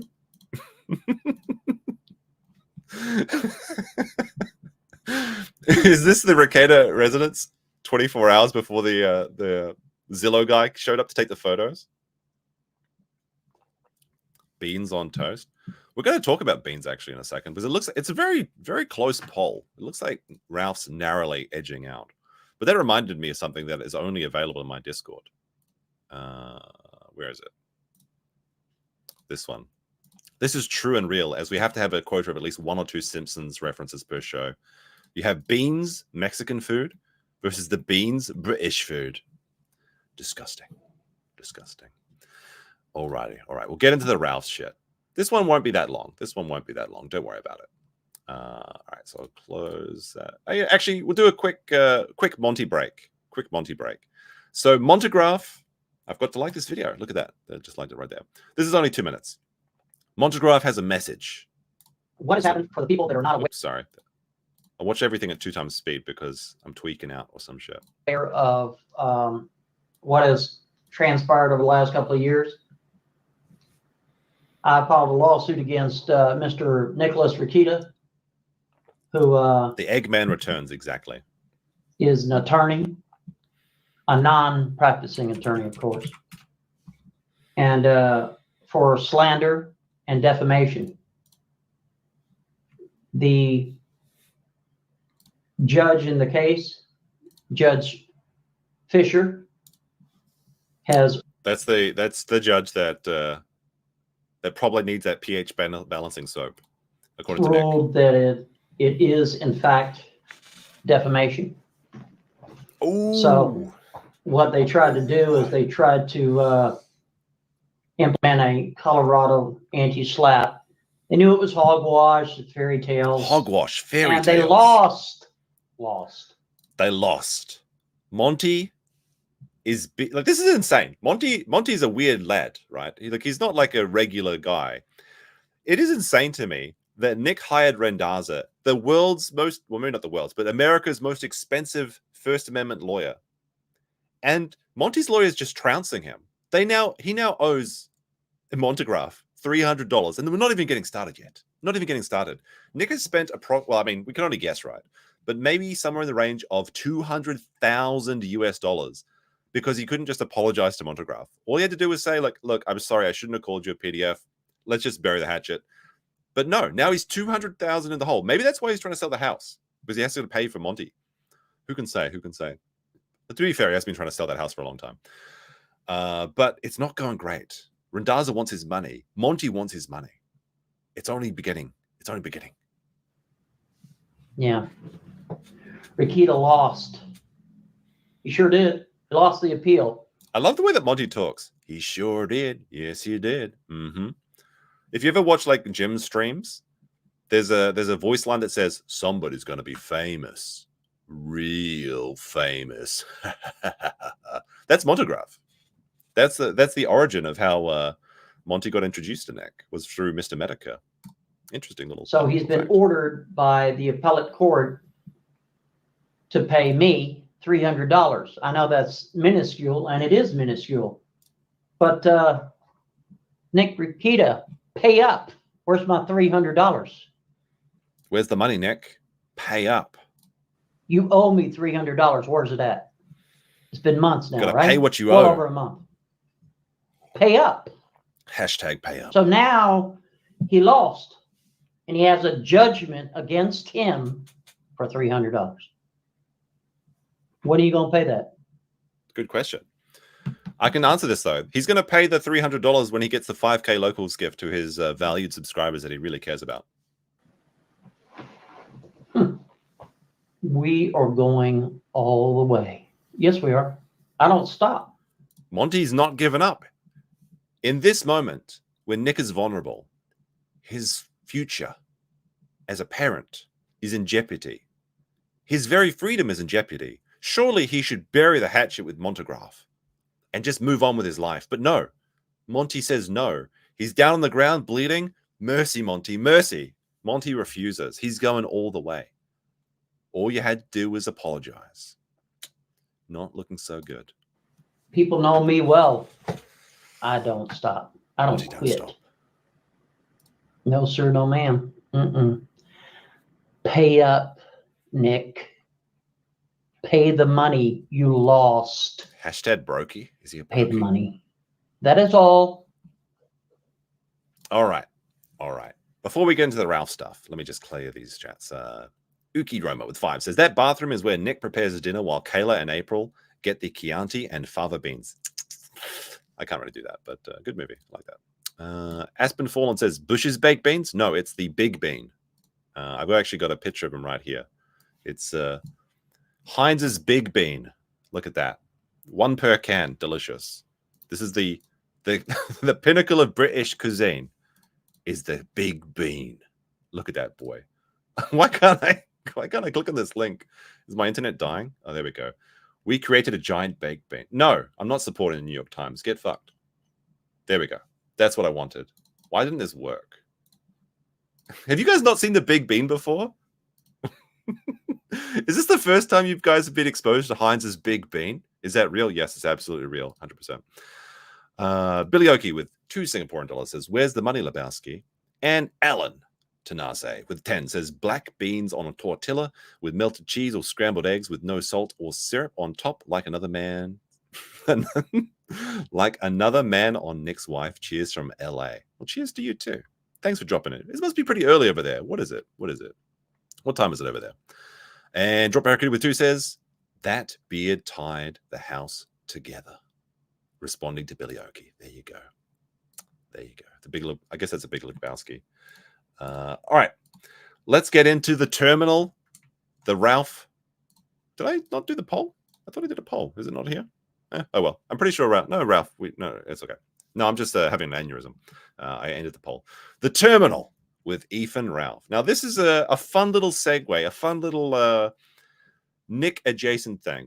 We have to go back a few days, though. We have to go back a few days because Ralph escaped from Merida for a few days to go to Tijuana because his regular whorehouse, it got closed down for human trafficking. Unironically, not kidding you. He actually said this while he was coked out on stream. He literally said, like, oh, that's a good place I go to, but it got closed down for human trafficking. So he went, maybe that's not why he went to Tijuana, but he went to Tijuana and he was at a stripper place or something like that. He lost his passport. So he's got to go to Minnesota. He's going to the trial, but he lost his passport. And that happened a few days ago. And that's kind of where it brings us in to this is what happened. Somebody sent Ralph $500 to make sure he's at Rekieta's hearing. First move he makes is he has to gloat because all of Ralph's donations are fake. At least make 90% of them. But somebody sent him $500. This is the last pay pick. $500 dues. Note saying, I do what I say I will do, like supporting you. Maybe you should go to Minnesota to cover Nick's hearing. If anyone could handle something like this, it's you. If not that, then do good coverage and tell Nell, the Kiwi Farms Nell, to go F himself. So Ralph had to share this with his audience. However, where is it? Unfortunately, people figured out that it was Killstream fan Michael Farrell pays convicted revenge pornographer Ralph $500 to appear in Candy Ojai County Courthouse as a friend and in support of Rekieta for his omnibus hearing on Wednesday. This is 2 days away. The hearing is only 2 days away. The Battle of Minnesota courtroom is happening. Because if you remember, Ralph kept saying he was going to go to Minnesota and go to Jim's driveway, Mr. Medica's driveway, and they were talking about the Battle of Jim's driveway. But now it's going to be the battle in the courthouse in Candy Ojai. As Ralph has claimed, he's going to go there and he's going to dox all of the Kiwi farmers because apparently like 5, maybe 10 people. I don't think that many people should show up. I think like maybe 1 or 2 Kiwi farmers will show up just because like it's a hassle to go out there. It's a long way, it's just, it's a hassle, it's a Wednesday. People got shit to do. But allegedly 5 to 10 Kiwi farmers are going to go and Ralph's going to dox them all. Now, how is he going to tell who the Kiwi farmers and who are just normal citizens? We don't know. But this is where Ralph's journey begins. Let's see what he says. We're going to play this one, but you have to see what a sober Ralph. This is mostly sober Ralph. Josh Moon, you're a fucking pussy. You're not going to show up in Minnesota because you're a fucking coward. Guess who is going to show up in Minnesota? Me. Now, we watched this on the Chris Chan stream, but look at the dandruff. Look at the dandruff on this man. Look at that. Look at that dandruff. Without any donation or whatever, I was going regardless. No. He's only going because of the donation because that allows him to pay for the flights. Of, your phantom theories here, I was going to this hearing regardless. You, on the other hand, have hired an 82-year-old lawyer who is way past his prime and basically, Biden level, intellect. He's 82 years old. I mean, I'm not sure what this has to do with anything. I guess it makes sense to Ralph though. But I guess if Josh's lawyer is 80, it doesn't really matter. But okay. I mean, if he's still mentally sound, it's fine. Actually, I looked him up. I know who he is. Rusty Harden. I know who he is because, well, I know who everybody is. Is he drunk? Not yet. I keep up with this sort of shit, and so I don't expect to see you at the hearing, but I will be at the hearing. And I will be outside the courthouse doing a live stream before the hearing. This is happening Wednesday. Live stream outside the courthouse. It's happening. Ralph's going to be on the scene. Is he going to make it to Wednesday, though? That's the real question. And then I'll turn in my phone like everybody else will have to before they go in. And then I'm going to come back out and document all these fucking freaks that you've sent to try to ruin Nick Rekieta, the one guy who tried to save your fucking career. Law Rekieta. You turn on Law Rekieta.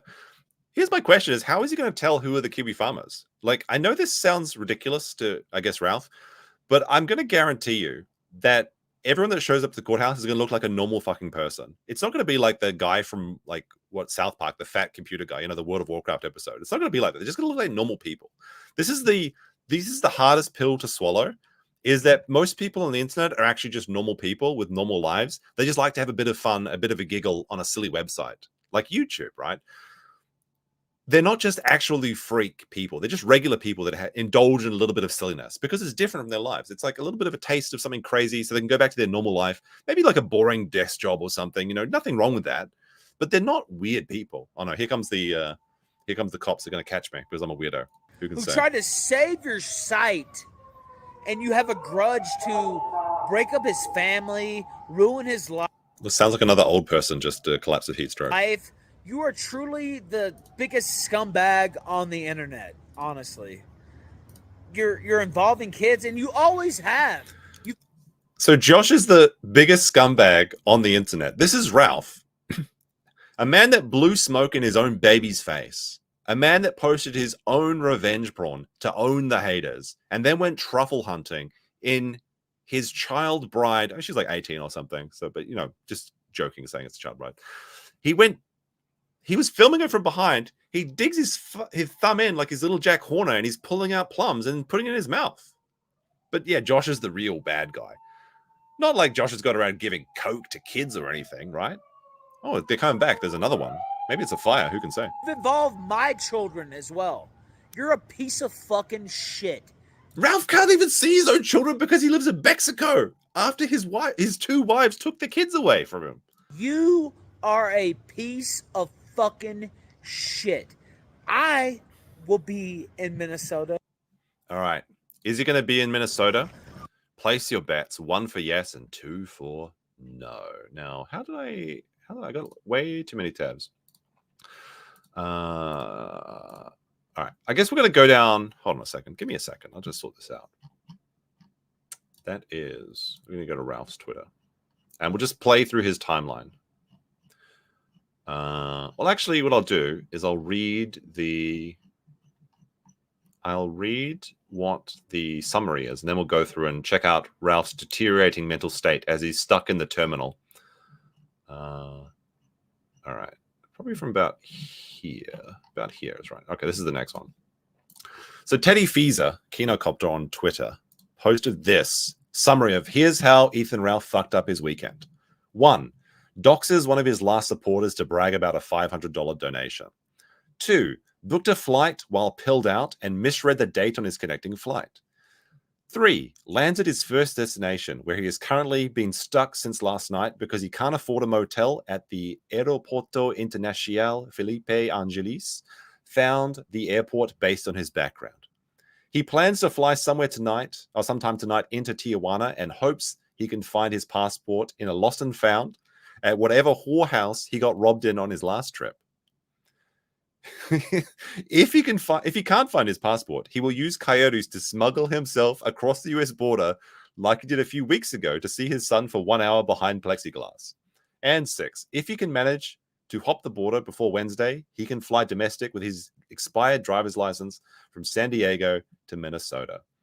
All right, now we're going to jump back to Ethan's timeline. Let's see this one. So he says he's not drunk for these videos, by the way. This is the first one. Moon wants to talk about revenge pornography, right? It seems like maybe he's a little bit tired, a little bit sleepy. I mean, that could be anything, right? What do you think, Chad? So Josh Moon wants to talk about revenge pornography, right? Convicted revenge pornographer. Actually, I pled no contest, and you know, I wasn't convicted of revenge pornography. My case was so bad, I just admitted no contest, that I couldn't even stand to defend it. I'm not convicted. It's just no contest. Okay, good stuff. it counts as a conviction, but Because it is. I didn't plead guilty, and so He didn't plead guilty. He just pled no contest, literally saying, this is just indefensible. So I'm just going to give up immediately. It's forfeiting, but he's not guilty, right? Okay. he hosts the revenge pornography, quote unquote, of That you posted. Shoe on Head. Oh no, wait, this is a different Chris one. Chan, of myself. See, here's the thing. If you're not actually in some sort of relationship, like not even like sexual, just like if you're like a friendship, like the revenge aspect of the revenge porn has to be there. So if Josh hosts these videos, that's not revenge because he's not seeking revenge against anyone. He's not affiliated with them in some sense. He's just watching and reposting the content, right? Once it's out there, it's out there. You can't delete shit from the internet. So it's actually not revenge porn, like if we're going to be clear about this. Ralph is the only one that is convicted of this. Etc. And he's afraid to step foot in the United States. Like he won't. This is not true. So Josh is planning to move back to the United States sometime this year, I thought, or maybe early next year. He was just living abroad because it was cheaper, and he was traveling a lot for programming work. He won't show up. He won't show up because he's a pussy. He's an absolute fucking pussy. I'm gonna show up. I'm gonna be there. I like he's got a ciggy in his hand at the He airport. won't be there. He won't be there. I guess this is outside, right? This has got to be outside. He's a coward. He's a coward who hides behind his wherever the fuck he lives. I don't know. China, Serbia. Who? China or yeah, they're pretty much like indistinguishable. China or Serbia. Yeah. Dave says, with a £2, I would donate to Ralph to see the chaos. Yeah, I'm pretty keen on seeing what's happening. I'm hyped for this. It's very entertaining.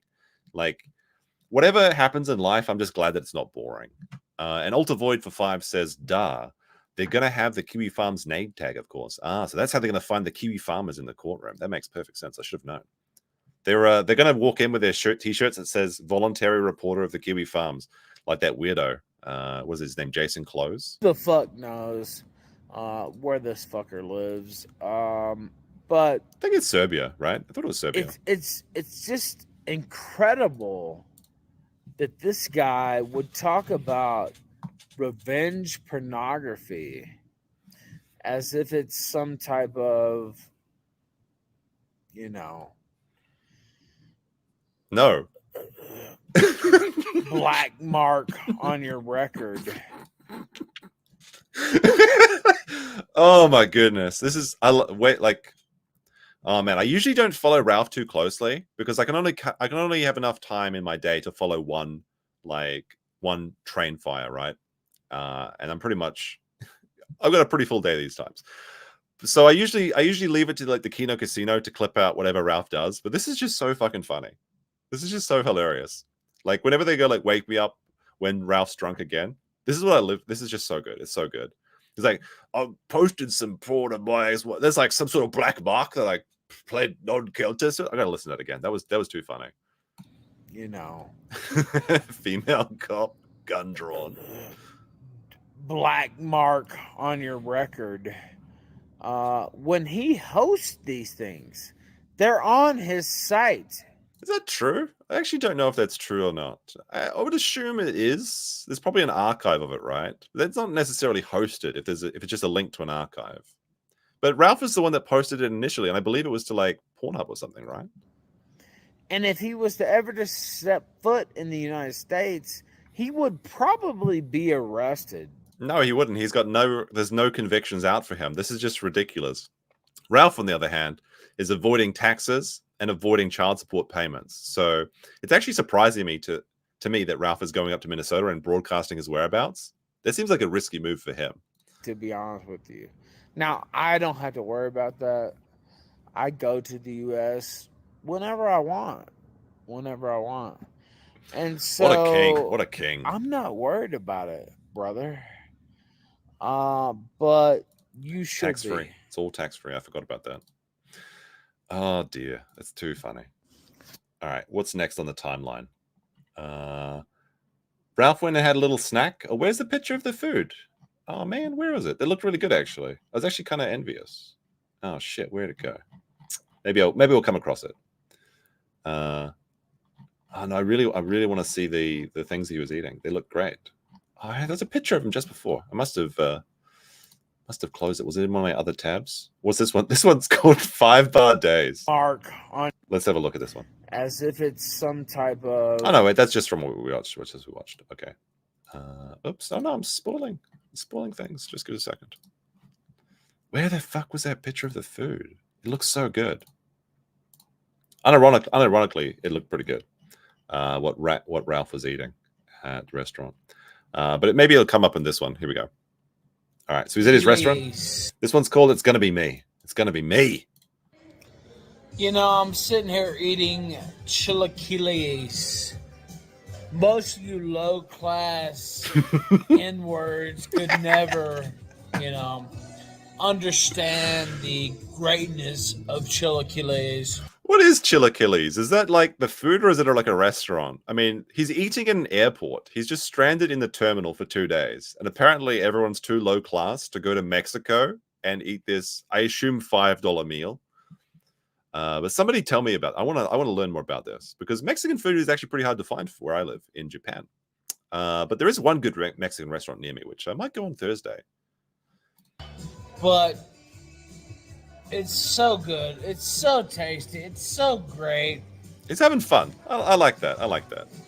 It's going to be even Is greater this it? Chilaquiles? when I'm in the Minnesota courtroom.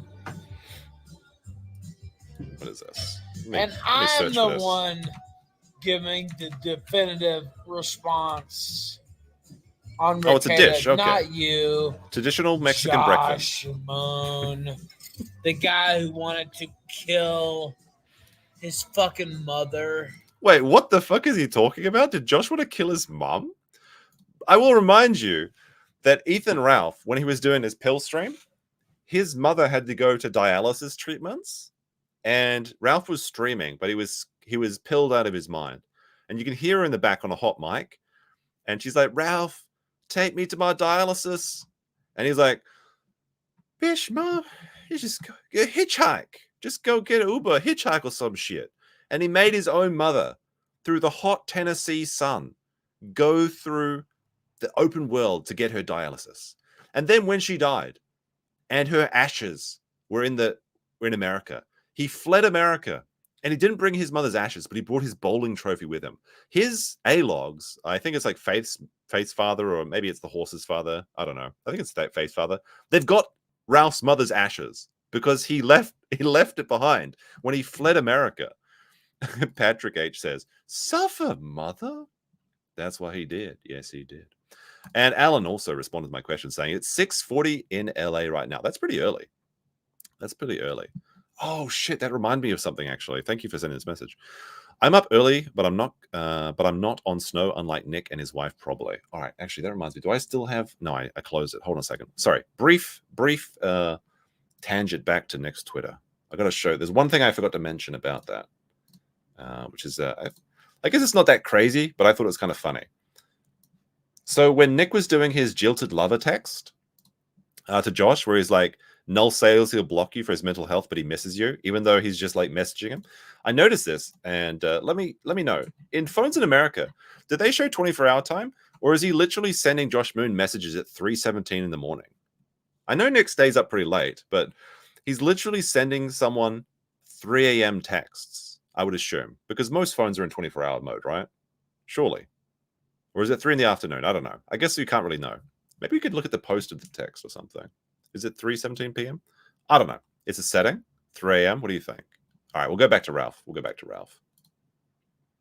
Back to Ralph. The guy who was into Lolicon and Shotacon and who just... Is this true? Was Josh into Shotacon? That's disgusting if true. Is an absolute sick fuck. Didn't think Josh was gay, though. I'm gonna give. I love the Mexican music in the background as well. It's very, very keynote. The record, not you. Fuck. Alrighty. Wait, before we get to the next clip, I just noticed We're a... that there's 1,500 people watching. Thank you very much. But only 430 likes. If we can get just half the people to like this, we could get up to 800 likes. And then YouTube's going to promote this to other people. And then more people are going to see it. And everyone's going to know about the degeneracy, the battle in the courtroom, and the dirty, dirty shower. So do your job, like the stream, so we can tell people about how disgusting this house is. $2 Studios for 2 says, Dollar Store Anthony Bourdain and Fierce Runner with 5 Australian dollars. How's it going, mate? Says, wait, is Nick going to let Ralph near the kids? Didn't he do some pretty gross stuff to them like only a year ago?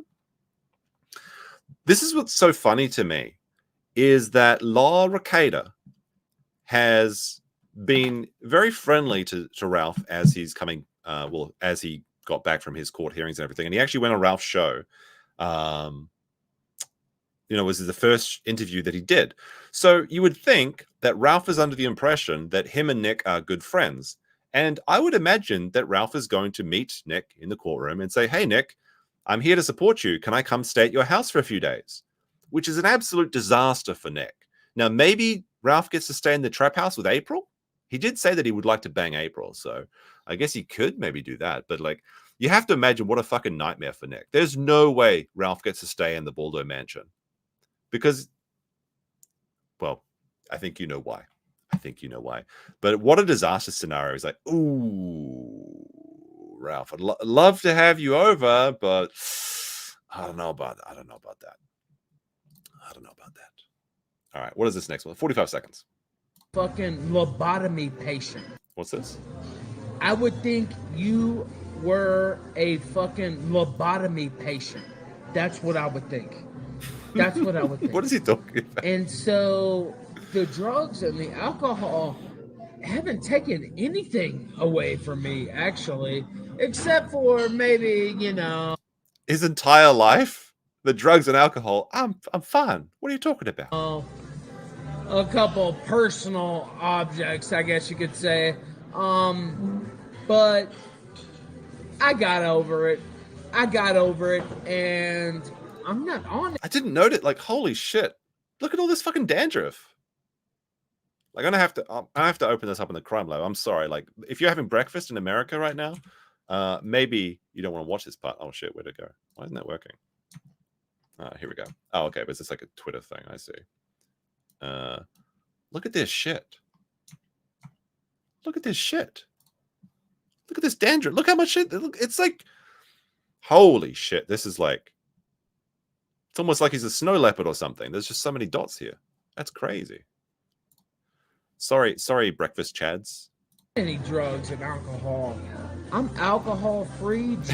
He's alcohol free, baby. Tax free, alcohol free, rent free in the Kiwi Farms. Drug free. And I'm ready to be in Minnesota, which I will be very soon. I would think you were a fucking lobotomy. That's what I would think. And so the drugs and the alcohol haven't taken anything away from me. Not dandruff free. Except. All right, sorry, it's repeating there. All right, let me see. Let me see. So actually, good thing though, because Ralph, I guess, was reading his responses to it because he just. Oh wait, there's another one. It's good to have. I might skip this one. We're gonna speed this up a little bit. Look at. He decided to switch into a white shirt, which is a really good idea. I guess he's gonna show up to court looking like this. Who can say? But it looks like he's got a bit of a dig on. Let's see. What is this? Legal Mindset. Sean knows a lot about Asian ladyboy. Should we watch this? Let's see what Andrew has to say. Right, which I can understand having been in the Philippines, because I can say this, and this is all due respect. This is nothing about ladyboy or not ladyboy. It's just the Philippines versus Thailand. Thailand has a more of a sabai, a cool attitude. You know, Philippines is way more aggressive. Well, I don't know, man. No. The Filipino ladyboys, I can tell you this, in Manila. Right. And you're an expert. I can see how that was imported here. Andrew, no. Far more aggressive than the Thai ladyboys.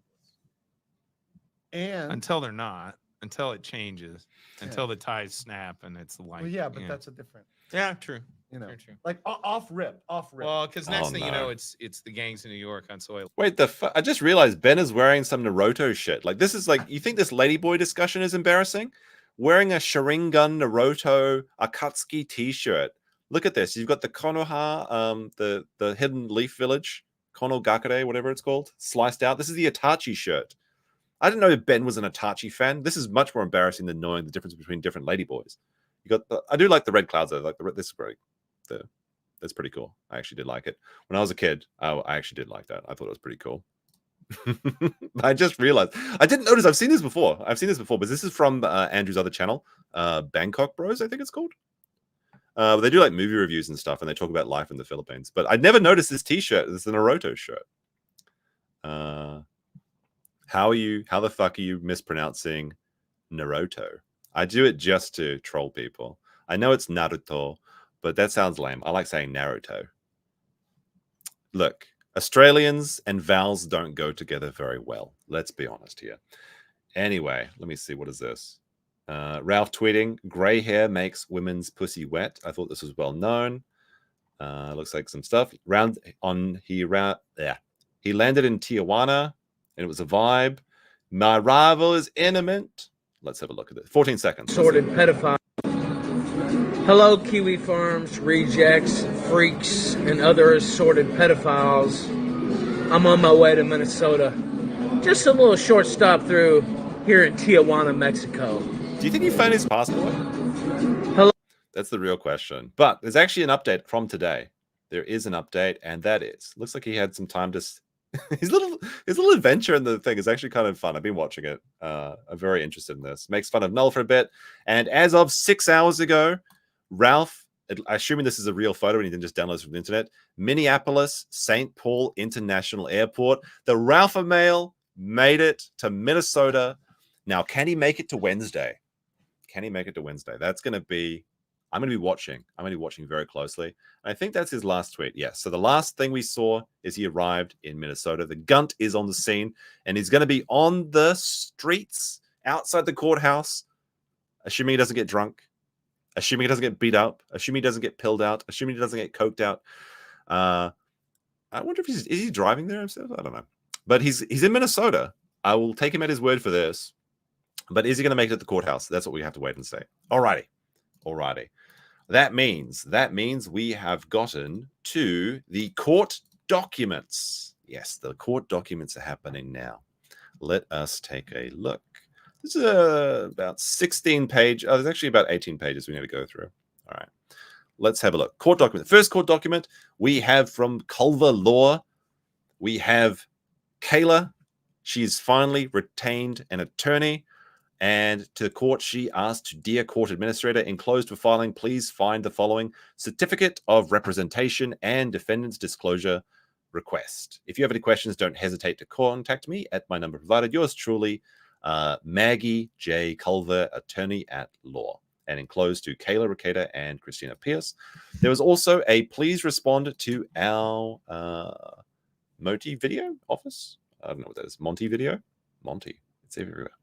Dear Judge Wenzel, I was recently retained by Mrs. Rekieta in the aforementioned matter. This matter is currently set for a contested omnibus hearing on the 20th of August, 2:45 p.m. I think this is incorrect. It was the August 21st, right? I think that Kayla's Kayla's attorney made an error here. Of course, errors aren't really that big a deal. You just simply update it. Nick made a big deal about one of the attorneys putting in the wrong bar number, which is just a typo. Typos happen all the time, not a big deal. But I'm pretty sure it was set for August 21st. I have previously scheduled an in-person settlement conference in the Swift County matter, scheduled for the same time, and have not had the opportunity to receive or review discovery in this matter. I respectfully request that this matter be continued to a later date. Thank you for your consideration. So they asked to basically push back the trial date, and it was actually granted. So I believe October 28th is now the date for Kayla's hearing. What this means for Nick's case, I'm not quite sure. But if they're being tried together, then maybe after Nick's onwards hearing, it might push back his case. But I guess I don't know. I don't have the experience to make a comment on that. We'll have to see. We'll have to see. But it is only a couple days away, which brings us to Nick's motion. Nick's motion. Let me pour another glass of water. Tall glass of water. Divorce? Did it say Mrs. Rekieta or Miss Rekieta? The previous document said Miss Rekieta with the MS instead of Mrs. Let me see. Did it say that? Let me just have a quick look.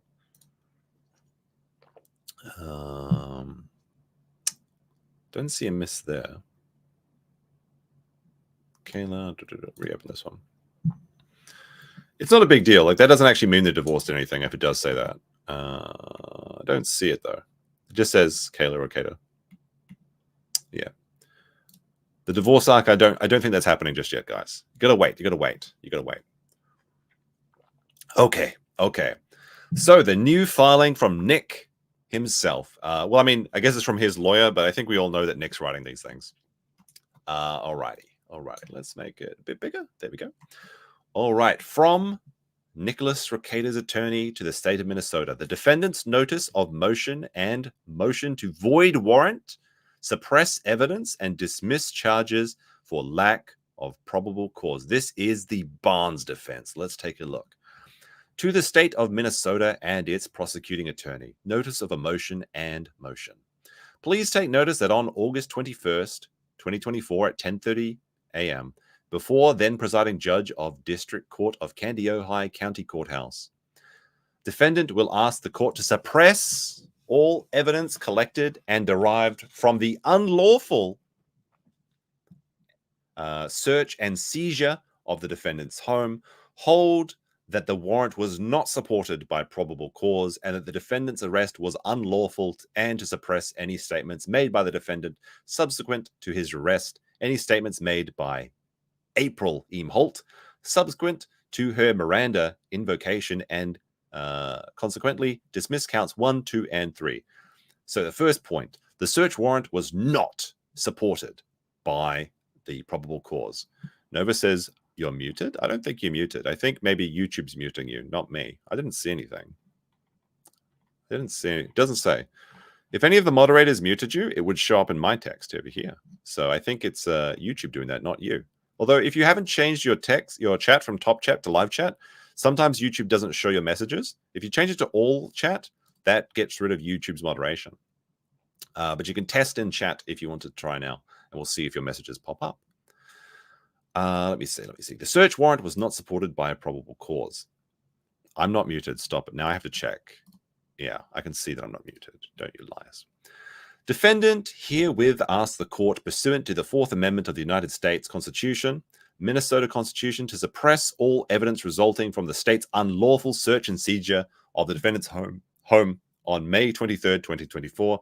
Unreasonable searches and seizures are prohibited by the United States and Minnesota constitutions. The touchstone of the analysis under the 4th Amendment is always the reasonableness in all circumstances of a particular governmental invasion of a citizen's personal security.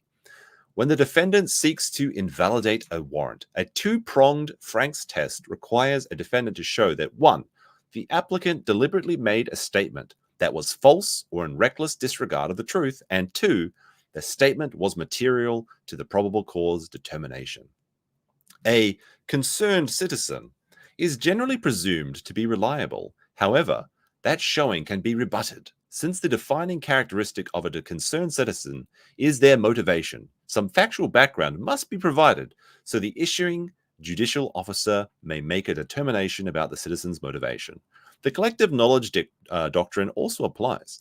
Going further, a search warrant is void and the fruits of the search must be excluded if the application includes intentional or reckless misinterpretations of fact material to the probable finding of probable or the material to the finding of probable cause.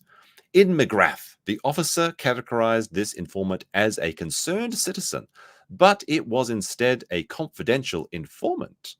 It appears that the applicant relied not on an informant in the traditional sense, but in the public exhortations of a self-described concerned citizen, namely Aaron Imhotep, or Imhotep, I guess you could also call him.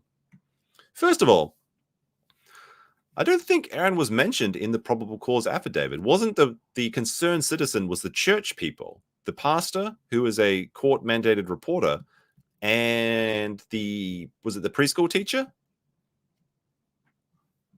So this just seems like a complete mischaracterization of the actual probable cause.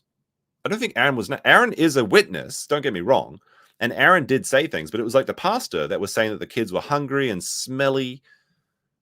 Do I say pastor weird? How do you say it? Pastor, the pastor of the church, the pastor. Surely I don't say that weird, do I? Who can say? Who can say? Who is the unfunny Mexican? You're probably talking about Dax Herrera, Juju the cow, if you're watching on replay. Alrighty. But no, I don't think Aaron was named in the original search. I mean, they mentioned the concerned citizens and then the Nicks' own streams. So I just feel like this is completely lies before the court. Who can say? Velocipaster? No. All right. In this case, it regrettably appears that the applicant knowingly and willfully or willingly misled the court in his application for the warrant. In the warrant, the applicant informed the court that he was able to review the video that was taken off the defendant's YouTube and Rumble social media sites. This video is from the 21st of May 2024 and is of Nicholas in his basement studio talking about a court appealing ruling that he lost. That's the Montegraph case. This is the Coke stream. I don't have a clip lined up, but I do have this screen grab. Now, it is important to remember that we don't have all the information, okay? You don't have all the information. You don't have all the pieces of the puzzle, but most people can usually put something together in their mind and kind of see what's happening in this picture.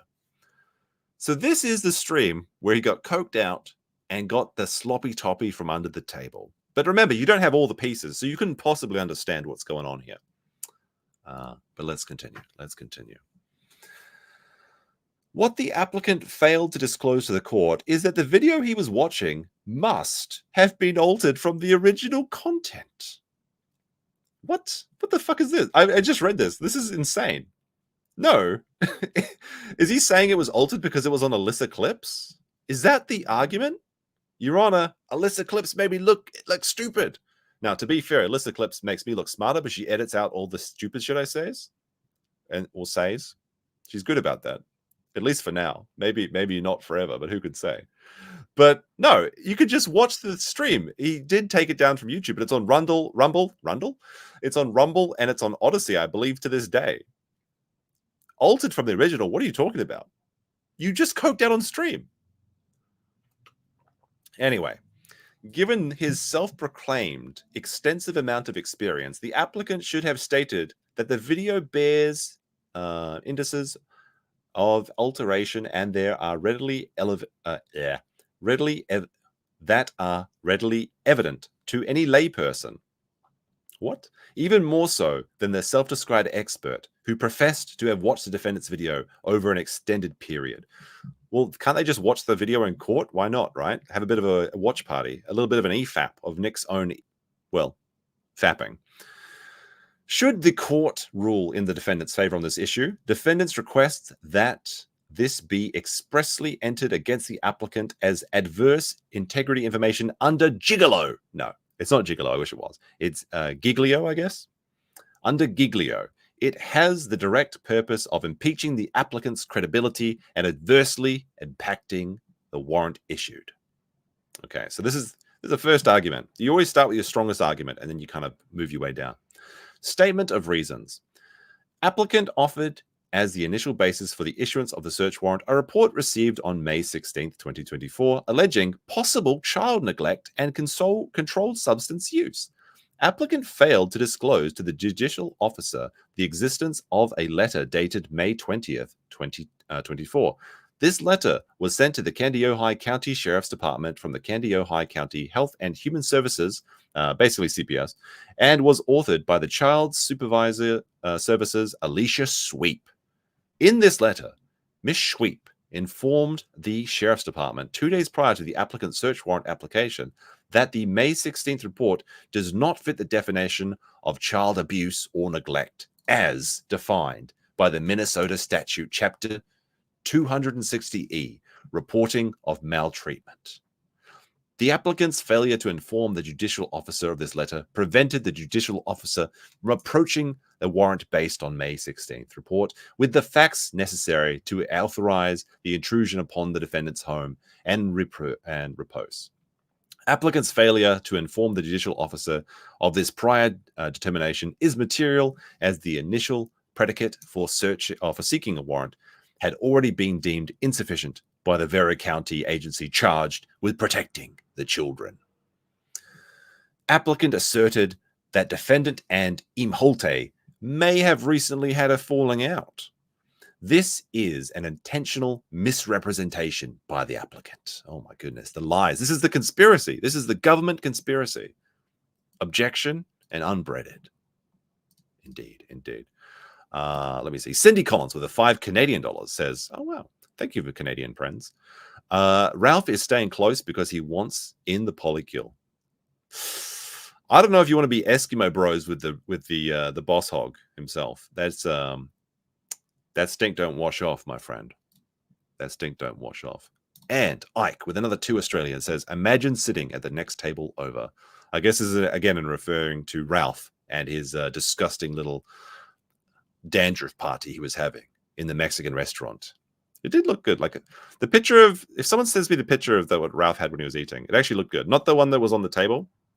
There was like it was like a torta, not a torta, sorry, like a tortilla or something, and some meat with some cheese on top of it. It looked pretty. I mean, it's simple, but Mexican food is simple and delicious. Just like me. Anyway. Wait. They may have had a falling out. This is an intentional misrepresentation by the applicant. In the May 22nd video blog, Nick, why are you, the video blog by Aaron? I guess you're appealing to the judge, right? Appealing to the boomer judge.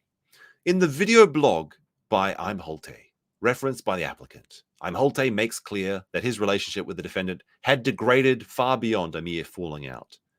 Imholte starting, I keep finding new ways to pronounce Aaron's name. Isn't that fun? Imholte starting at 1 hour, 4 minutes and 32 seconds states, peace, brother, peace.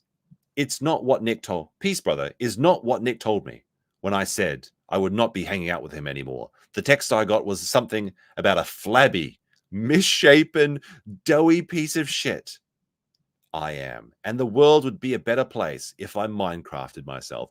I wish that Nick had included that himself. Like if he actually said Minecraft in a legal document, that would be primo. Aaron, starting at 1 hour and 6 minutes, then states that he communicated to Nick, okay, addict. That's actually, for Aaron, that's actually a pretty Chad response. Okay, addict. Sweet and simple. Sweet and simple. That's about the only time that Aaron gets to look like a Chad. Although, that's something I forgot to mention, is that Ralph has also challenged Aaron to a boxing match. And I think Aaron would be crazy not to take it. If Ralph can get beat up in every vacation he has, I think it would just be mwah. It would just be perfect. So Aaron needs to accept that and punch down the boss hog. All right. So he said, okay, addict. And then Aaron blocked Nick's number. Smart move. Smart move. Applicant omitted from his affidavit that Aaron had made several threats ranging from thinly veiled to full-throated against the defendant. Oh, is that true? Did Aaron threaten Nick? How? With his little girl arms? Aaron stated, starting at 1 hour and 2 minutes, Nick, sweetie, baby, first of all, get help. Why would you put this in a document? This is so funny. First of all, get help. Second of all, you better hope. And I said this last night. You better pray to God I don't say what I want. If I said what I want, motherfucker, that's Mount Vesuvius. Let's make a quick rule for Nick. Nicky boy here. You keep my name out of your fucking mouth in ways like that, and I can promise I'll be as good a boy as I can be. So is it quoting like Will Smith here? What's going on here? Aaron is so cringe. Yeah, this is an evergreen comment. You can use this every stream. Let me see. I'll be as good as boy as I can be. A good boy. He'll be a good boy. Didn't do nothing. But then he went on to talk about Nick to the end of time. Aaron then proceeded, starting at 1 hour and 33 minutes, to compare himself to Lefty Rosenthal. Who the fuck is that? I have no idea who that is. Is that a boxer? Because Lefty Rosenthal, popularly analogized as Ace Rosenstein from the film Casino, and stated, "You want to keep a guy like that happy, right? Because he could blow up your shit, right?" I'm sorry, I haven't seen this movie. This is probably a good movie, and everyone's going to call me a pleb for not seeing it, but I don't know what he's talking about. Aaron made this comparison and similar threats at multiple points throughout the video. Applicant misrepresented that both the extent of the falling out between Aaron and the defendant and Aaron's overt personal animus, bringing his statements well outside the realm of a concerned citizen. Again, I don't think the concerned citizen was Aaron at all, so this is completely superfluous in this document. Seems like he's just lying and seeing if it's going to work. This first argument doesn't seem to hold a lot of water for me. But I'm not a lawyer, so, you know. Sean did a review of this as well, by the way, so you can get a more legal expertise from him. That's potentially criminal, Sean. Applicant stated that on May 22nd, 2024, Aaron did a video blog where he talked about Nicholas and insinuated controlled substance use, and also referenced a video blog the Nicholas put online on the 21st. That's the Coke stream. That he had since taken off the internet. Well, he didn't take it off the internet because he's too much of a fucking lazy bones. He took it off YouTube. He privated the video on YouTube, but it's still automatically uploaded to Rumble. Now, he may have later removed the Rumble video, but Nick had linked up all like this, the other, like, you know, all the tangential websites, so like Odyssey, Library, and everything. So I'm pretty sure it's still automatically, because what Odyssey does, if you link the channels, is it just, anytime you upload a video, it copies it and puts it over to that channel. So the Odyssey video should still be there. So it's not taken off the internet. He just took it off YouTube. YouTube isn't the internet. It's a little internet too. So I guess Josh Moon will get angry at that. I guess this actually, considering how well Nick knows about Josh and how he reads Kiwi Farms constantly, he almost certainly put in a little internet just to annoy Josh Moon in particular. Let me see. Aaron clearly states, starting from 55 minutes in the video blog, so this woman who clips a bunch of shit from my show, from Nick's show, DM'd me this. Hey, Alyssa Clips made into the filing. Look at that. Say her name, Nick. Say her name. It was Nick telling a disjointed, drunken story on his stream. Here's the clip that got me riled up. The accompanying clip that Aaron plays in the video blog is 1 minute and 11 seconds long. The applicant states that the defendant's video blog is 4 hours and 4 minutes long. Hey, that's 404. Look at that. Well, actually, I guess it's 4004. Applicant, therefore, knew that the video presented by Aaron in this video blog is an altered rendition of Rekieta's video and cannot be authenticated.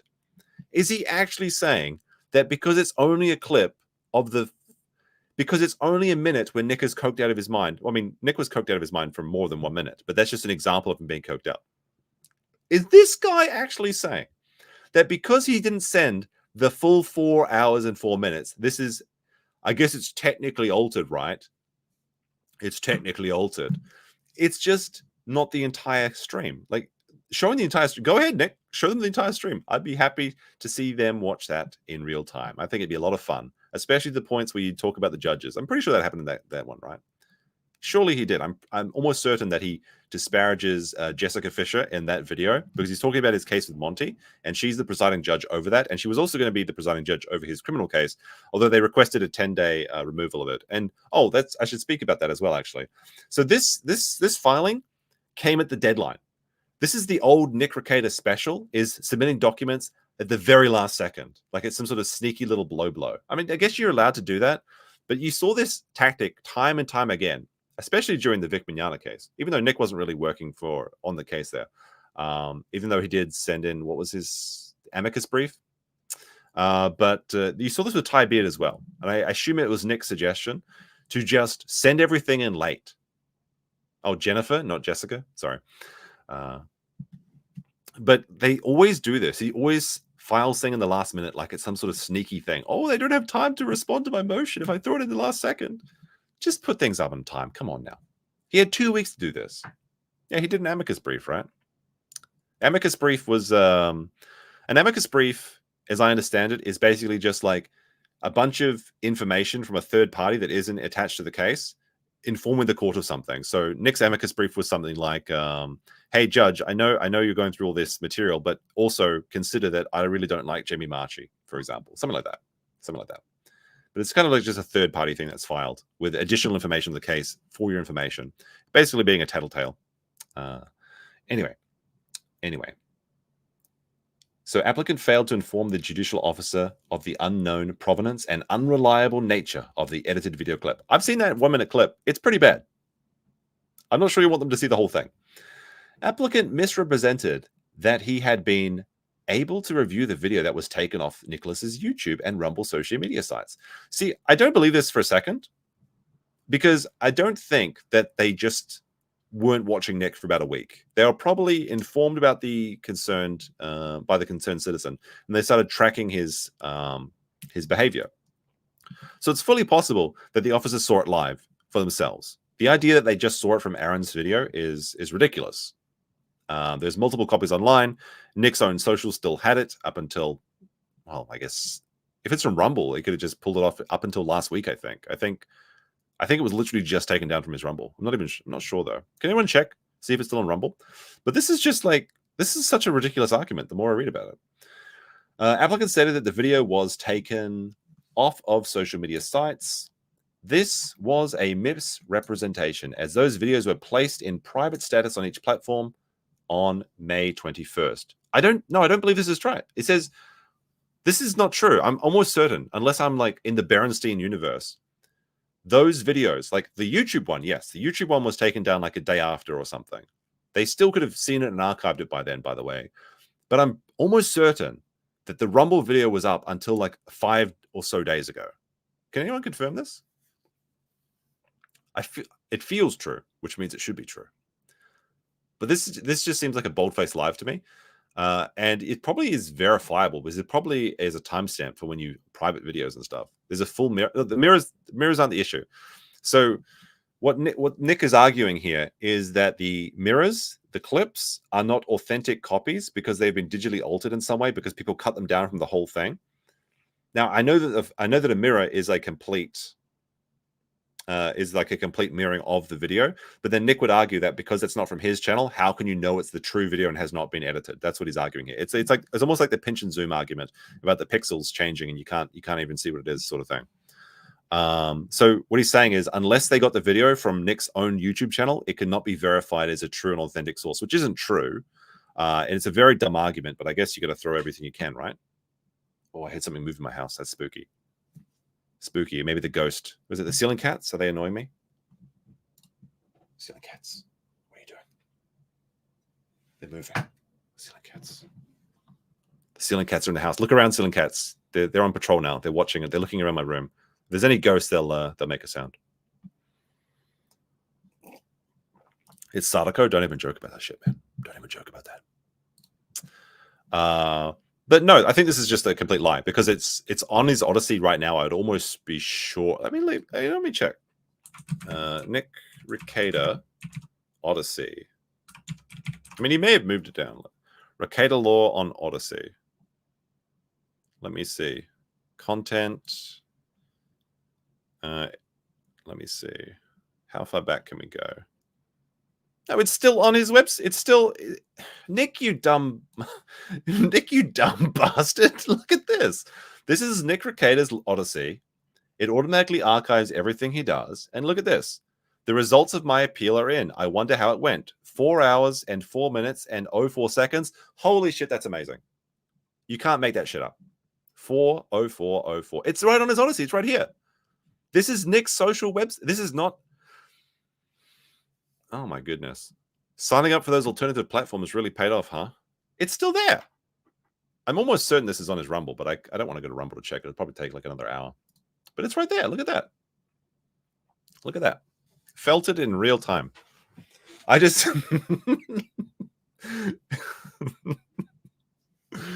Oh, no. Not like this. Not like this. Save it. I don't need to... The saving is not the issue. There's already... Everyone's got local copies of it already. It's not about saving it. What's funny is that it's still up on Nick's socials. It says those videos, implying that Nick's channels. But I guess he completely forgot about Odyssey. But that's real fucking unfortunate. I wonder if that'll come up in the case. Anyway, so they were set to private on each platform on the 21st of May. If a user attempts to access the video link on each of those social media platforms, they are informed that the video is private and the user must have special permission to access the video. In order for the applicant to have been able to review the original video on YouTube, he would have had to have been served a warrant to Alphabet Inc., the parent company of YouTube. Well, they didn't say that they watched it on YouTube. They may have watched it on Rumble. Another big dub for Rumble, right? Along with their 5G protection plans, their woke dog food or anti-woke dog food, and what else were they shilling? The bison organs or some shit? I don't know. The warrant has not been produced in discovery, and it is a potential Brady violation. I'm not exactly sure, but is the Brady violation when like a lawyer kind of bends the rules quite a lot and they get put on the Brady list? I think that's yes, radiation kits. That's right. Thank you very much. More likely, applicants oops, oh shit, I got my scroll wheel got stuck there for a second. Give me a second. There we go. More likely, applicant's assertion that he was able to review the video did not necessitate serving a warrant on Alphabet, because the applicant reviewed an edited version titled Nick Rekieta Drunk Stream after losing his appeal. In discovery, the state produced a PowerPoint presentation. Gotta love that state PP when you get hit by the state's PP. That's when you know your life's in a bit of a bad time. What purports to be a clip of the defendant's May 21st, 2022 live stream. Uh-oh. May 21st, 2022. Is Nick a time-traveling defendant? Oh, no. Nick never makes typo mistake. Oh, no. Oh, no. Did he just mix up a 4 and a 2? Pretty fucking embarrassing if you made that argument that like, oh, no. Nick, like, if you're just joining us, if you don't know about this. So, Null, Josh of the Kiwi Farms, he sent in a bunch of affidavits saying why they want to have the court open and free. And his first argument, maybe not his first argument, one of his arguments was that one of the lawyers that submitted their bar number had the wrong number. And he's like, it's a 2. It's supposed to be a 1. This means it's irrelevant. This means it's a big fucking lie. This means Josh Moon has perjured himself. Well, look at that, Nicky boy. You got a 2 and a 4 mixed up. I guess you got to go straight to jail. Do not collect $200. Bye-bye. But speaking of $200 or $2, Eugene Breen with 2 says he has never lied. Yes. No, the reality is that typos happen all the fucking time and it's not a big deal. You just amend it or nobody even cares. I think this isn't even worthy of amending. You just like the judge will see this or whoever's really seeing this and say, oh, well, he obviously meant to put a 4 in there. It happens all the fucking time. All the fucking time. It is very funny to point out, though, if you're going to make a legal argument about typos and then do a typo yourself, looks kind of bad. Looks kind of bad. All right, Pepsi Man, who says, a Brady violation is when someone withholds evidence from counsel. So Rekieta is saying that the prosecution is keeping the stream that Rekieta privated away from the defense, which is dumb. Well, it's a very dumb argument. Alrighty. Defendant's May 21st, 22 live stream video, as well as an image purporting to be a screenshot of the same. Oh no, is he talking about this screenshot? Oh no, is this going to be submitted into evidence? No, of course not. Of course not. This is, I mean, I know it's hard to tell, but this has been digitally altered by myself. because I had to make it into 16 by 9. No, it was already like that. No, but no. I assume that is, I mean, obviously we don't have the whole picture here, so you don't know what's going on here. But I assume this is the screen grab of Nikki the Nose looking pretty rough, looking pretty fucking rough. Alrighty. Oh no, it's from Cog. Oh my goodness, Cog's about to make it. As well as an image purporting to be a screenshot of the same. Not only is this video titled differently, it came from a different YouTube channel. Backwards Internet in it. That's Cog's channel. Oh, it's Cog Life. We're making it. What is that guy's the guy that he lives with? Dan. Oh, Dan. We finally made it. We've made it into the Minnesota Public Records. Who is Cog? Cog is, I guess, to give a bit of a backstory. When Ralph was banned off of YouTube from the Heel stream, they started going. They became refugees, and they're going around different websites. And I think they found a website. It was either Stream Me or something. I think it was Stream Me. And Stream Me was kind of interesting because they had like this system where the top streamers would get like certain. Oh, it was DLive. It was DLive. Sorry, Stream Me must have come later. DLive, and like the top streamer would earn like $500 a week or something. It was actually very lucrative. And but nobody used this website. So there was a bunch of people like stoners and shit that were just like getting 20 views a stream, and they were getting $500 in weed money every month. But one of the people on this website was called Cognificent Thoughts, or Cog, and they changed his name to like Cog Life.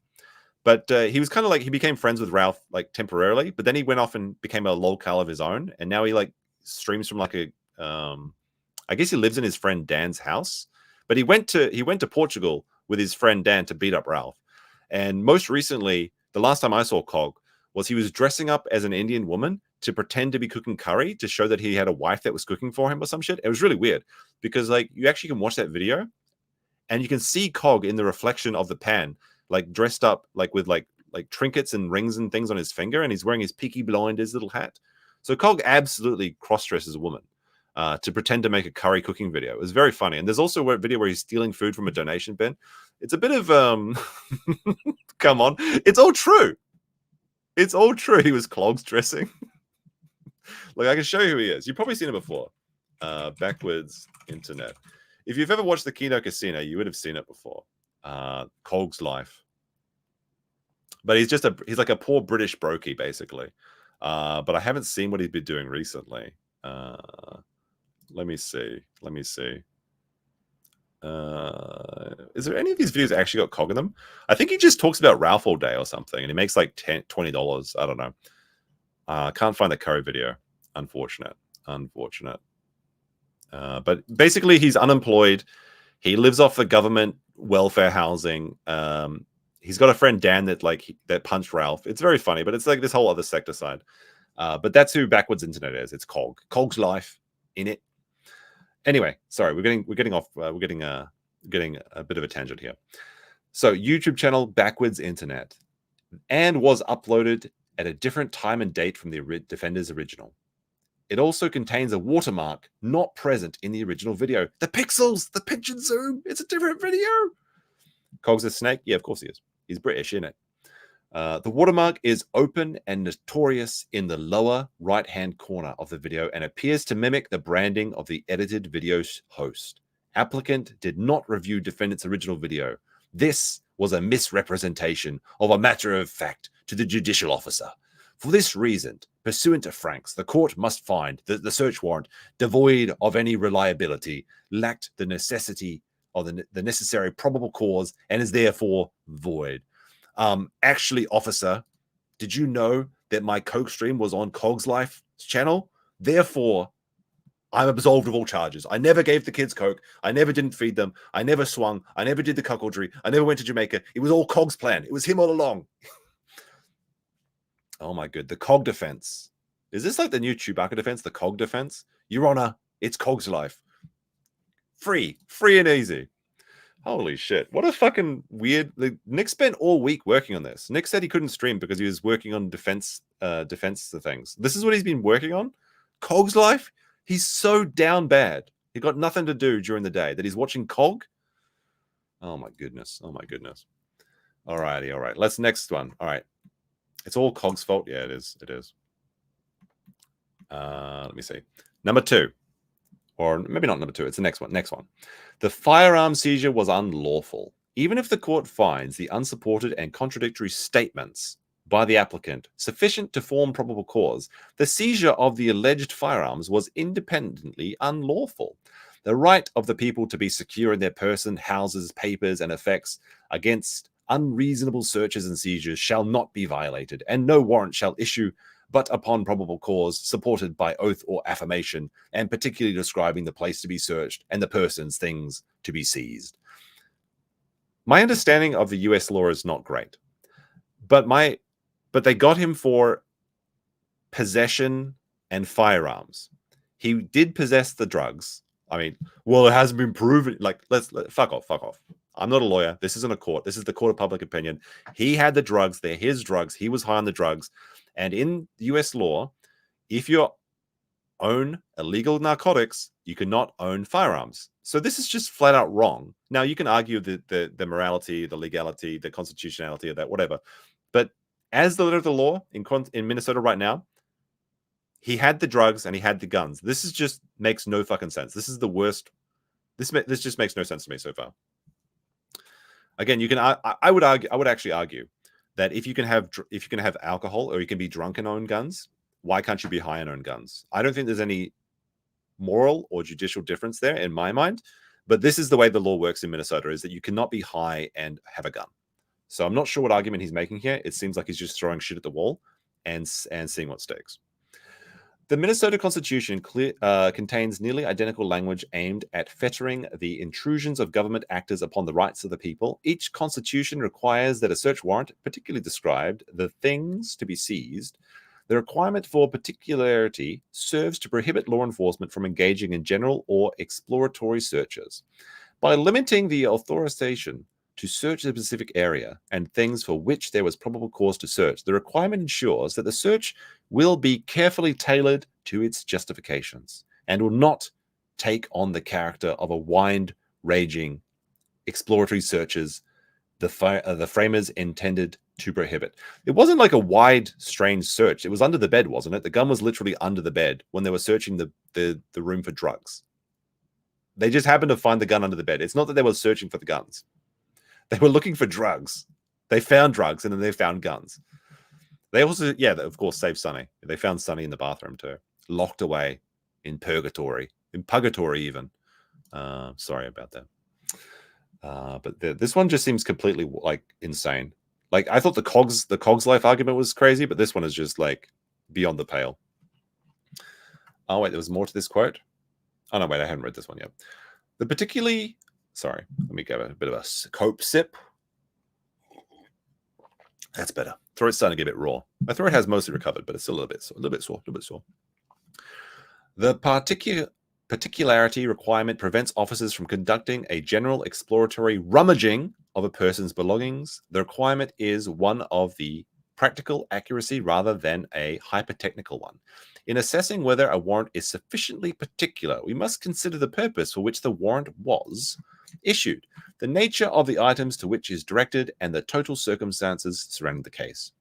Even in circumstances unlike the instant case, where the affidavit in support of the search warrant is constitutionally sufficient, there are occasions where law enforcement exceeds the scope of the search warrant. As a district court judge found in Steele County case in 2019, the Court of Appeals, while overruling the district court, provided the analytical framework for an instant case. In Sexter, is that like the porn parody of Dexter or some shit? That's an interesting name. Do you think that guy's like a real chat or something? In Sexter, law enforcement executed a search warrant that authorized the seizure of, inter alia, a white dish towel-like cloth used by the suspect following the essay, which was believed to be located in the red shed. Law enforcement ultimately seized 4 towel-like items, 2 that were entirely white, 1 that is white with floral designs, and 1 that is both light blue and white with a striped pattern. Following this contested omnibus hearing, Sexter's motion to suppress the seizure of the blue and white striped towel, claiming law enforcement had exceeded the scope of the warrant, was granted by the district court. I mean, if that's true, that seems insane. What? Maybe this is too big brain for me. Oh no, the towels, Your Honor. There's different towels. The district court reasoned if the blue and white striped towel were purely or mostly white like the other 3 towels, the search warrant would be easily covered by the blue and white striped towel. If the victim had described the towel as lightly colored or simply as a towel, the towel would be admitted. It is not, however, plain white as described in the applicant's warrant. The district court rejected the state's argument concerning the plain view doctrine. All right, I think I understand this. But I have to illustrate it. I understand this argument entirely. This is the argument being put forth. Your Honor, why is this white and black dress? What do you see before you? White and black? What are you talking about? It's clearly gold and blue. Oh, Your Honor, there is no blue and white dress. In fact, it is you who are insane. Case dismissed. If this doesn't make sense to you, then it doesn't make sense to convict Nicholas Rekieta. Your Honor, if you see the blue and gold, then you must acquit. If the dress don't fit, you must acquit. Is this what he's arguing? Like, exploratory rummaging. Oh my goodness. What is going on here? I feel like I'm having an aneurysm or something. Wait. There we go. We're on this one. The blue and white striped towel. Holy shit, this is insane to read. Myra with 50 Swedish krona says, exploratory rummaging is the most loyally term I have ever heard. It's kind of fun to say. I have to say. It is a fun one. Why do all these YouTube pests have towels by the computer? Maybe ask Kurt for some inside information. Oh my goodness, Kurt. Do you have any comment on that? And Wiggly McGee says mycopia. I really want the mycopia or the myopia supercut. That'd be so funny if it's like a solid hour of Nick saying myopia.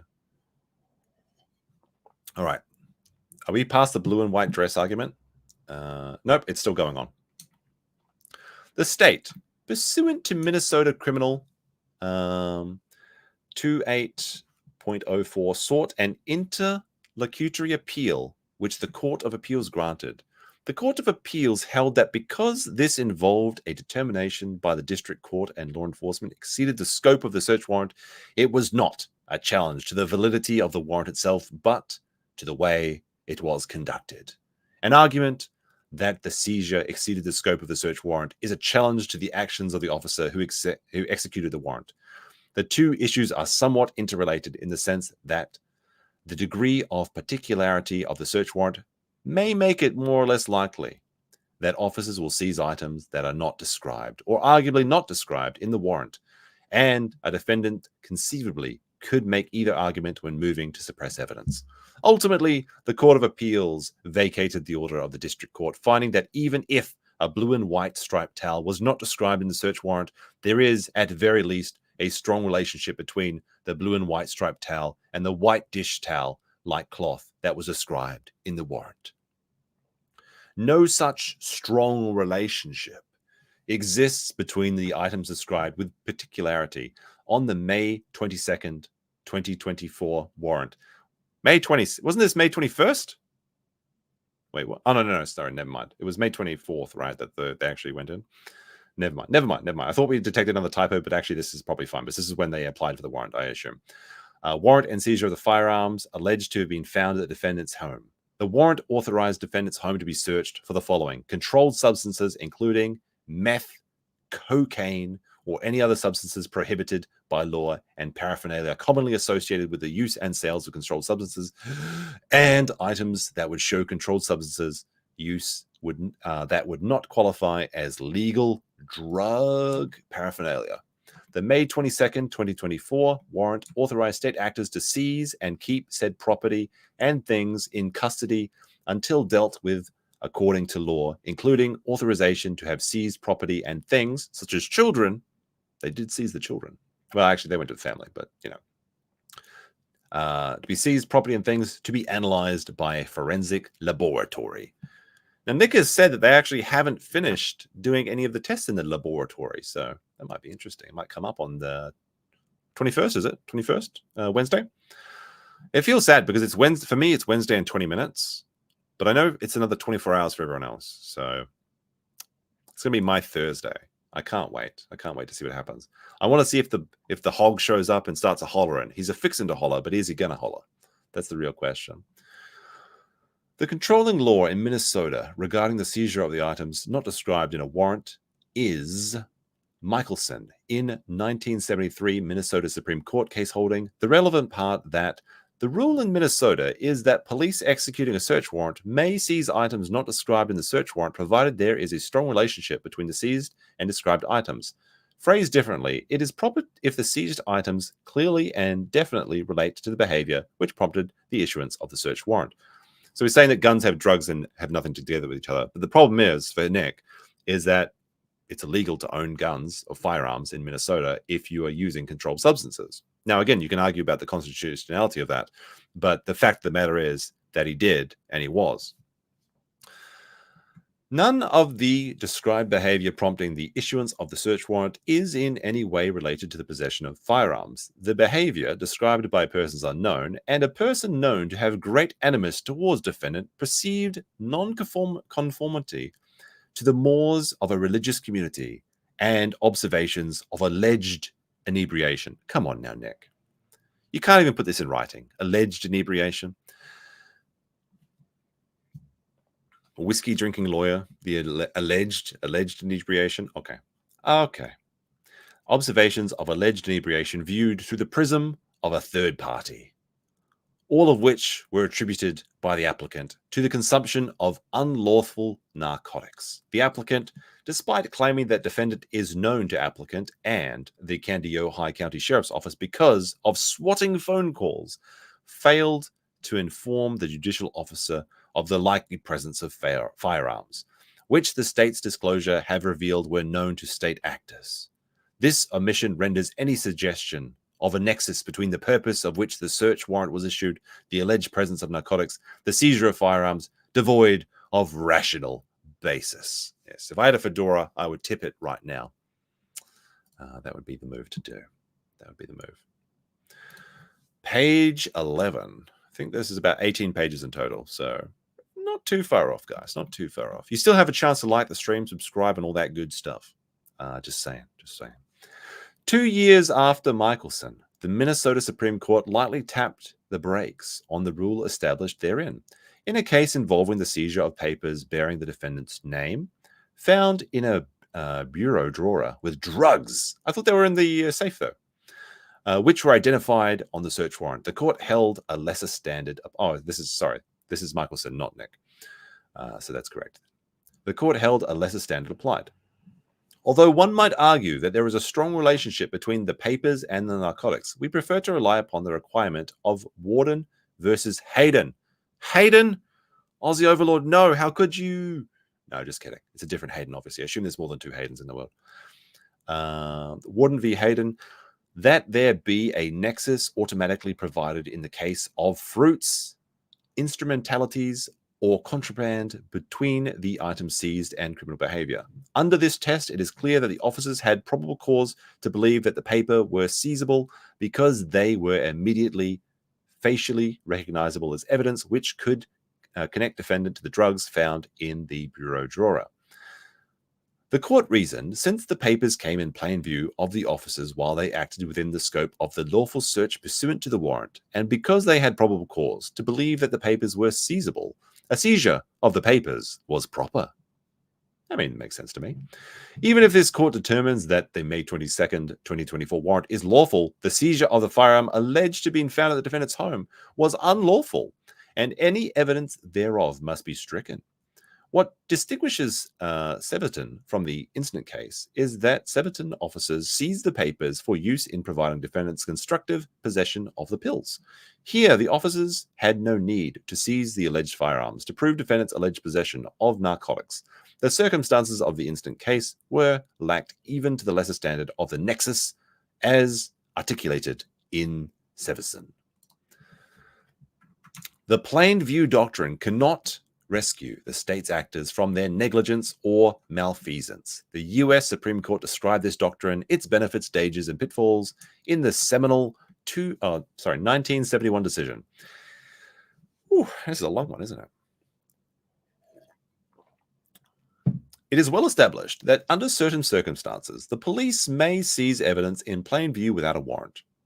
But it is important to keep in mind that in the vast majority of cases, any evidence seized by the police will be in plain view, at least at the moment of seizure. The problem with the plain view doctrine has been to identify the circumstances in which plain view has legal significance, rather than simply being the normal concomitant of any search, legal or illegal. The problem here is that I almost guarantee the bed is unmade, which means they probably could see under the bed without even lifting up the blankets. If they'd made their damn bed, if they'd cleaned their room, bucko, maybe they could even apply this law. Who can say? Who can say? An example of the applicability of the plain view doctrine is in a situation in which the police have a warrant to search the given area for specified objects. You know what? There's a good way to tell if the bed was made or not. And if the police were doing an unlawful search, if they post the body cam, that would be a good way to verify that. If the government is up to something naughty, if only there was a body cam that we could access to verify Nick's claims and then believe him, to give him his day. But anyway, continuing. Where in the initial intrusion that brings the police within plain view of such a... Oh, wait, no, I read all this, didn't I? No, I didn't. Whatever. I'll just continue from here. With initial intrusion that brings the police within plain view of such an article is supported not by a warrant, but by one of the recognized exceptions to the warrant requirement, the seizure is also legitimate. Thus, the police may inadvertently come across evidence while in hot pursuit of a fleeing suspect. And any object or an object that comes into view during the search incident to arrest is appropriately limited in scope under existing law may be seized without warrant. Finally, the plain view doctrine has been applied where an officer is not searching for evidence against the accused, but nevertheless inadvertently comes across an incriminating object. I heard another sound. Got to set the ceiling cats on them. Look around ceiling cats. See if you can see anything. It kind of spooked me out, actually. It actually got me. It was just like 11:47 p.m. here. So it's getting quiet. It's going to get a bit spooky. Let me see. What the plain view cases have in common is that the police officer in each of them had a prior justification for an intrusion in the course in which he came inadvertently across a piece of evidence incriminating the accused. The doctrine serves to supplement the prior justification, whether it be warrant for another object, hot pursuit, search incident to lawful arrest, or some other legitimate reason for being present unconnected with the search directed against the accused, and permits the warrantless seizure. Of course, the extension of the original justification is legitimate only where it is immediately apparent to the police that they have evidence before them. The plain view doctrine may not be used to extend a general exploratory search from one object to another until something incriminating at last emerges. The rationale for the plain view exception is evident if we keep in mind the two distinct constitutional protections served by the warrant requirement. First, the magistrate's scrutiny is intended to eliminate altogether searches not based on probable cause. The premise here is that any intrusion in the way of search or seizure is an evil, so that no intrusion at all is justified without prior, careful determination of necessity. The second distinct objective is that those searches deemed necessary should be limited as possible. Here, the specific evil is the general warrant abhorred by the colonists, and the problem is not that intrusion per se, but of a general exploratory rummaging in a person's belongings. The warrant accomplishes the second objective by requiring a particular description of the things seized. You should skip the gun stuff. No, we're going to go through it. It's not that long. It's not that long. What have we got here? What is this? All right, I might check that after. This is page 13. There's only like 4 or 5 pages left. The plain view doctrine is not in conflict with the first objective because plain view does not occur until a search is in progress. In each case, this initial intrusion is justified by a warrant or by an exception such as hot pursuit or search incident to a lawful arrest, or by any extraneous valid reason for the officer's presence. And given the initial intrusion, the seizure of an object in plain view is consistent with the second objective, since it does not convert the search into a general exploratory one. As against the minor peril, the Fourth Amendment protections, there is a major gain in effective law enforcement, where once an otherwise lawful search is in progress, the police inadvertently come across a piece of evidence. It would often be a needless inconvenience and sometimes dangerous to the evidence or to the police themselves to require them to ignore it until they have obtained a warrant particularly describing it. The limits of the doctrine are implicit in the statement of its rationale. The first of these is that plain view alone is never enough to justify a warrantless seizure of evidence. It is simply a corollary to the familiar principle discussed above, that no amount of probable cause can justify a warrantless search or seizure absent extingent circumstances. Incontrovertible testimony of the senses that an incriminating object is on the premises belongs to a criminal suspect may establish the fullest possible measures of probable cause. But even when an object is contraband, the court repeatedly stated that the effort are the enforced and basic rule that the police may not enter and make a warrantless seizure. I mean, again, if the bed isn't made, they probably could just see all this shit. The rule in Coolidge, as modified by Horton, as applied to the circumstances in the instant case, demonstrates that even if a law enforcement intentionally or inadvertently discovered the alleged firearms in the defendant's home, their seizure was unlawful, given the rapidity which the applicant was able to secure the initial search warrant 4 minutes from his signature to approval by Judge Fisher. Maybe shouldn't have talked shit about her. And the arrest of both adult occupants of the defendant's home, as well as their adult visitor. Adult visitor? Is that what April is now? Adult visitor? It's an adult-themed visitor, is what I'd call it. And the removal of the defendant's minors' children by law enforcement. Securing a warrant for the alleged firearms would have neither been an inconvenience nor dangerous. The seizure of the alleged firearms was therefore a warrantless seizure from the defendant's home without any extingent circumstances that must accompany such a seizure. A warrantless search is per se unreasonable. You know what's unreasonable? Is not feeding your kids. A search conducted without a warrant is unreasonable unless it satisfies one of the well-delineated exceptions to the warrant requirement. Since none apply here, the seizure of the defendant's alleged firearms is unconstitutional, and as such, the fruit of the poisonous tree document requires the underlying firearms charge to be dismissed. I actually wouldn't care if Nick got away with the firearms thing because I don't think this is an issue. Like I said, if you can be drunk and own firearms, I don't see why you can't be high and not have firearms. You can argue with me if you want about that, but I don't really see the difference. Now, what is this? What is this thing? Hold on a second. Just let me put this over here so I don't show anything, any whoopsie daisies. What is this?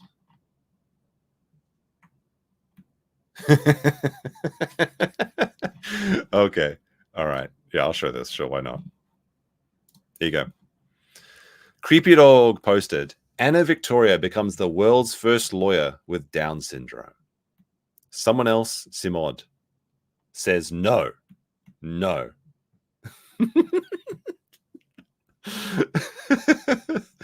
Oh my goodness, look at this. Mum, we have legal counsel at home. Legal counsel at home. Nick and his Twitch thought stream. We will be in touch. Fear the beard. And they've got hand banana. And then you've got Nick and his face and his ankles in the same photograph. Look at that. And he's even got the Cuck Murphy beard. Oh my goodness. Oh my goodness. At least Cuck Murphy didn't have any kids to destroy their lives. Very funny, very funny. But now I forgot what page I'm on. Now I have to go back and find out where I was. It's all your fault. Oh no, we're up to April stuff. Here it is. Okay. Okay. April Imholte's statements are inadmissible as to defendant. I think this is the strongest case, actually. So you usually put your cases, the strongest ones at the beginning, but this seems to be the only one that actually holds any water, at least to me. But let me know what you guys think. April Imholte's statements to Deputy Pomplin are inadmissible as they are testimonial and were made after Mrs. Imholt was given a Miranda warning and had invoked her right to remain silent and her right to have a lawyer present at the questioning. But they had lawyer at home. Had lawyer at home. Yep, BP's right. We have to start again from the beginning of the document now because of that poster. Statements are non-testimonial when made in the course of police interrogation under circumstances objectively indicating that the primary purpose of the interrogation is to enable police assistance to meet an ongoing emergency. They are testimonial when the circumstances objectively indicate that there is no such ongoing emergency, and the primary purpose of the interrogation is to establish or to prove past events potentially relevant to later criminal persecution. Statements to the police made in response to questioning for the purpose of establishing or proving past events for a later criminal prosecution and to not establish police assistance to meet an ongoing emergency are testimonial under Crawford, Davis, and Warsam. So I actually kind of agree with this thus far. Well, hold on a second. You cannot carry firearms while drunk. Well, Nick's not accused of carrying firearms while drunk. That's not the same thing. I don't think you should be able to use drugs and walk around with guns. I'm saying that there's no difference about being drunk in your home and having guns in your home, because Nick is charged with being intoxicated at home with drugs and having guns in his home.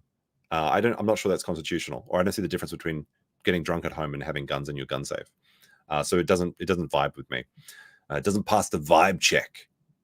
In case BP's wife's watching, I know she hates it when I say that. But yeah, like if in a search, if even though I don't think that April said that much shit, if they said that they don't want to talk until the lawyer arrives, I feel like it's bullshit when the police keep asking questions and trying to trick you. I know everything you say and do may be used as evidence against you. I know that, but it's still bullshit that police can say, like, you've got a right to remain silent, but if you keep talking, and they'll be like, hell, did you have breakfast this morning? And they're like, oh yeah, I had breakfast. Oh, we can use that as evidence. That's some bullshit. That's some absolute bullshit. But I'm not sure what April said that would have endangered the case. Because I think April, they literally said they weren't going to say anything. Anyway, but maybe we'll be elucidated right now. On May 23rd, 2024, exterior the defendant's home, April was Mirandized by Deputy Brands. When asked if she had anything she would like to say, April said, I would like to remain silent until my lawyer's present. Deputy Brains, or is it Brannis? Maybe Brannis.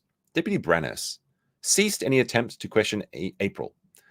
Approximately 4 minutes later, 4 minutes late. This is another little mistake you made there, Nick. 4 minutes later. A little bit of a typo there.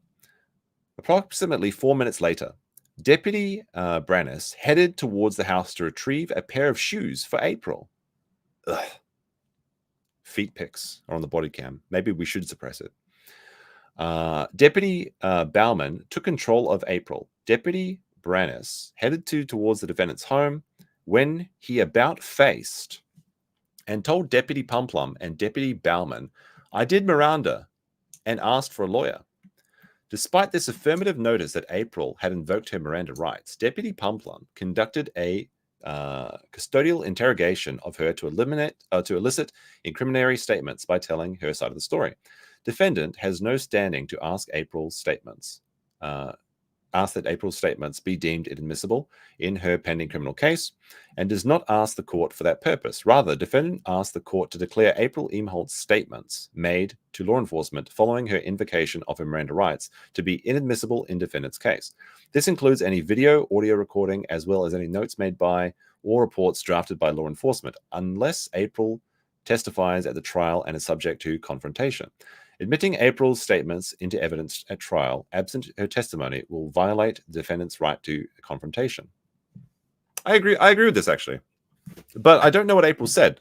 In fact, she may have said nothing, which makes this kind of a weird argument, unless April said some weird shit on body cam footage that Nick doesn't want to get out there.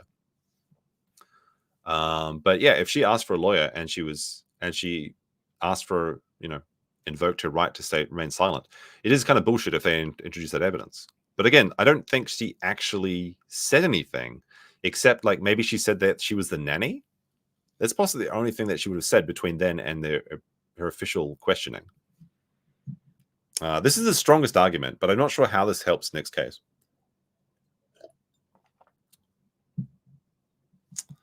All right. Conclusion. The applicant misled the court in seeking a warrant. Had the applicant been truthful and relayed accurate information, the warrant would not have been issued. Well, I'm going to press X to doubt on that one. For the foregoing reasons, this court should suppress all evidence collected and derived from the unlawful search and seizure of the defendant's home.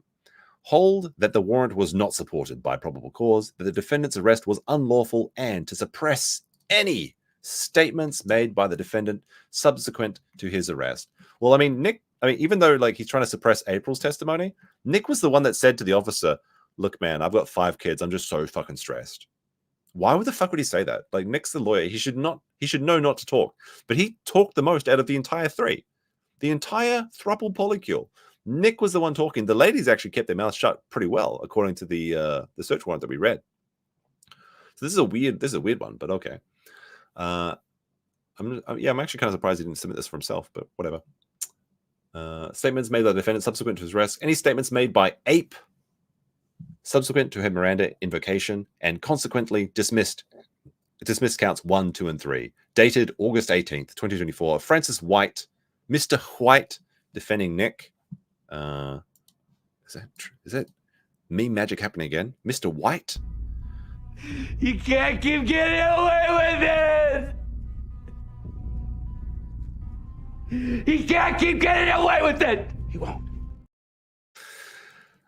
I don't know. This seems pretty flimsy. I wouldn't imagine that this would be upheld. I think it's not looking too good for Nick. The Miranda rights argument seems to be the strongest, but there you have it. There you have it. Yeah, good. I recently rewatched it, so it's pretty fun. It's pretty fun. What do we got here? Yeah, guys, I know you can't carry alcohol. You can't carry firearms while drunk. That's not what we're talking about here. That's not what Nick's charged with. It's possession of firearms and while being intoxicated. He just has to own them. It seems like bullshit to me. But there you have it. I think that is... Oh, we got some good emails. Oh, that is a good email, actually. But let me check. Has there been any updates in the case? Let's have a quick little chat with the chat. How's it going, chat? You're misunderstanding what people are saying? No. It is you who's misunderstanding. No. Whatever. Maybe I am. Why don't you guys just tell me how wrong I am? I'd be happy to hear it. Has there been any updates? I'm very sad at the moment, actually, with Minnesota Public Records. They dropped the ball. What happened? What happened, Minnesota Public Records? You run out of documents? Where is the rest of the shit? You were supposed to upload documents every time Nick went streaming, but he went streaming and there was no Minnesota Public documents. Very disappointing.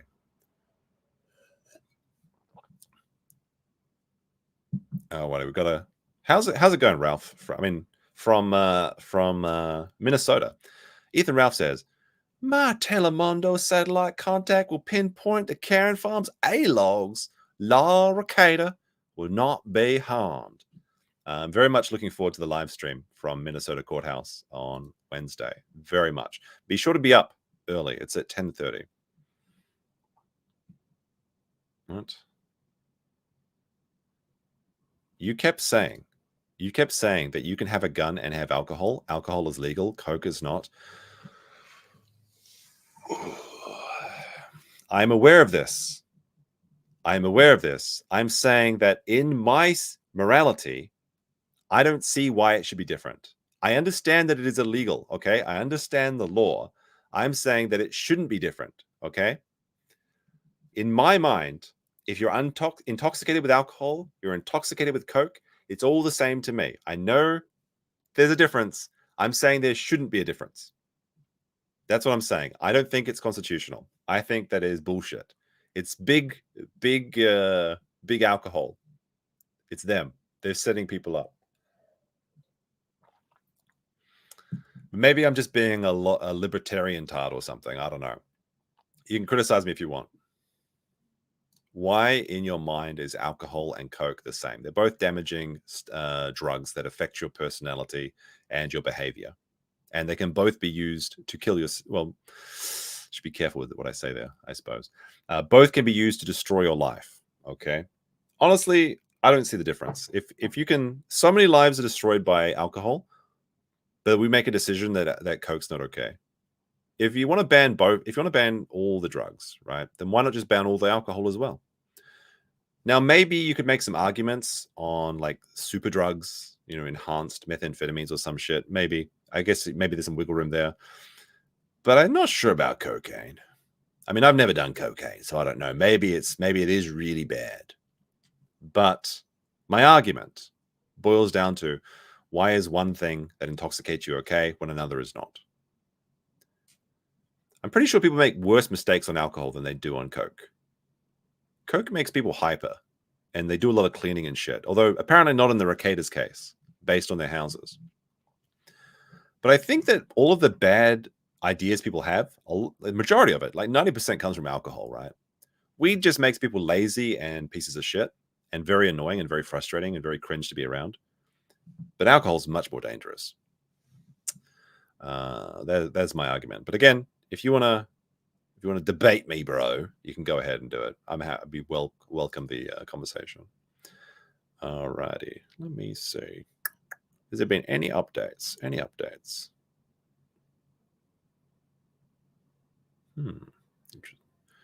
Don't think so. Don't think there's been any update. Any more Minnesota court documents?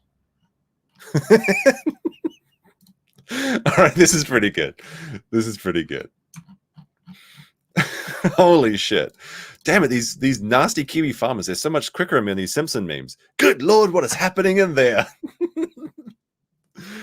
Oh, Super Nintendo Chalmers, you are funny. Holy shit. Why didn't I think of that? I've made a couple of Aurora Borealis jokes during the Nick case already. But this one is, I think, the premium one. Whoever posted this, my hat tips off to you. You beat me at my own Simpsons game. Pretty funny. Pretty funny. Let me see what else we got here. That is a fucking weird bathroom, though. Would you give kids Coke or alcohol? I would give neither of them. What are you talking about? Hey, kid, you want a rum and Coke? You've had a hard day at school. No, I'm not going to give them either of those things. That's ridiculous. Now, if I had to give them one, like a little sip of beer or something, is probably a lot less harmful than Coke. Absolutely. Absolutely. But I wouldn't give a kid either of them. So I don't think that's a good comparison at all. No, not sorry. No, sorry. Meme doesn't share. Exactly. That's the real reason. That's the real reason. Why should I give those ungrateful, lazy children anything? Pull up. I wouldn't give kids either of these things. What are you talking about? Oh my dear, oh dear, oh dear. You guys are being silly now. But in a good way, in an endearingly silly way. We're all having a bit of a giggle. Terrible father? What are you talking about?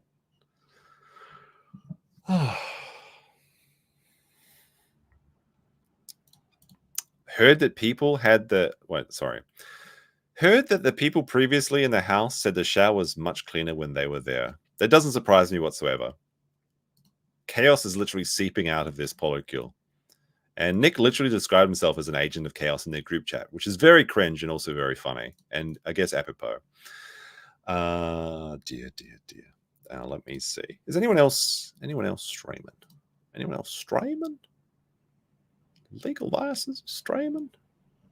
Is that the person streaming? Megan Fox, Dragon's Treasure is streaming? Is this true? The Dragon's Treasure is streaming? That's wild. Hold on a second. Why don't we go say hello to the Dragon? Let's see what the Dragon's Treasure's up to. A haven for anime and TV users. The cops sprayed the house with dirt. Oh my goodness, Ralph! You cannot be telling such lies to people. Hold on a second.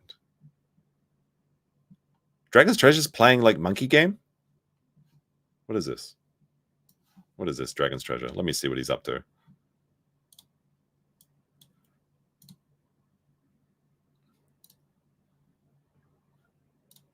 What is this diversity game where they're playing as a monkey?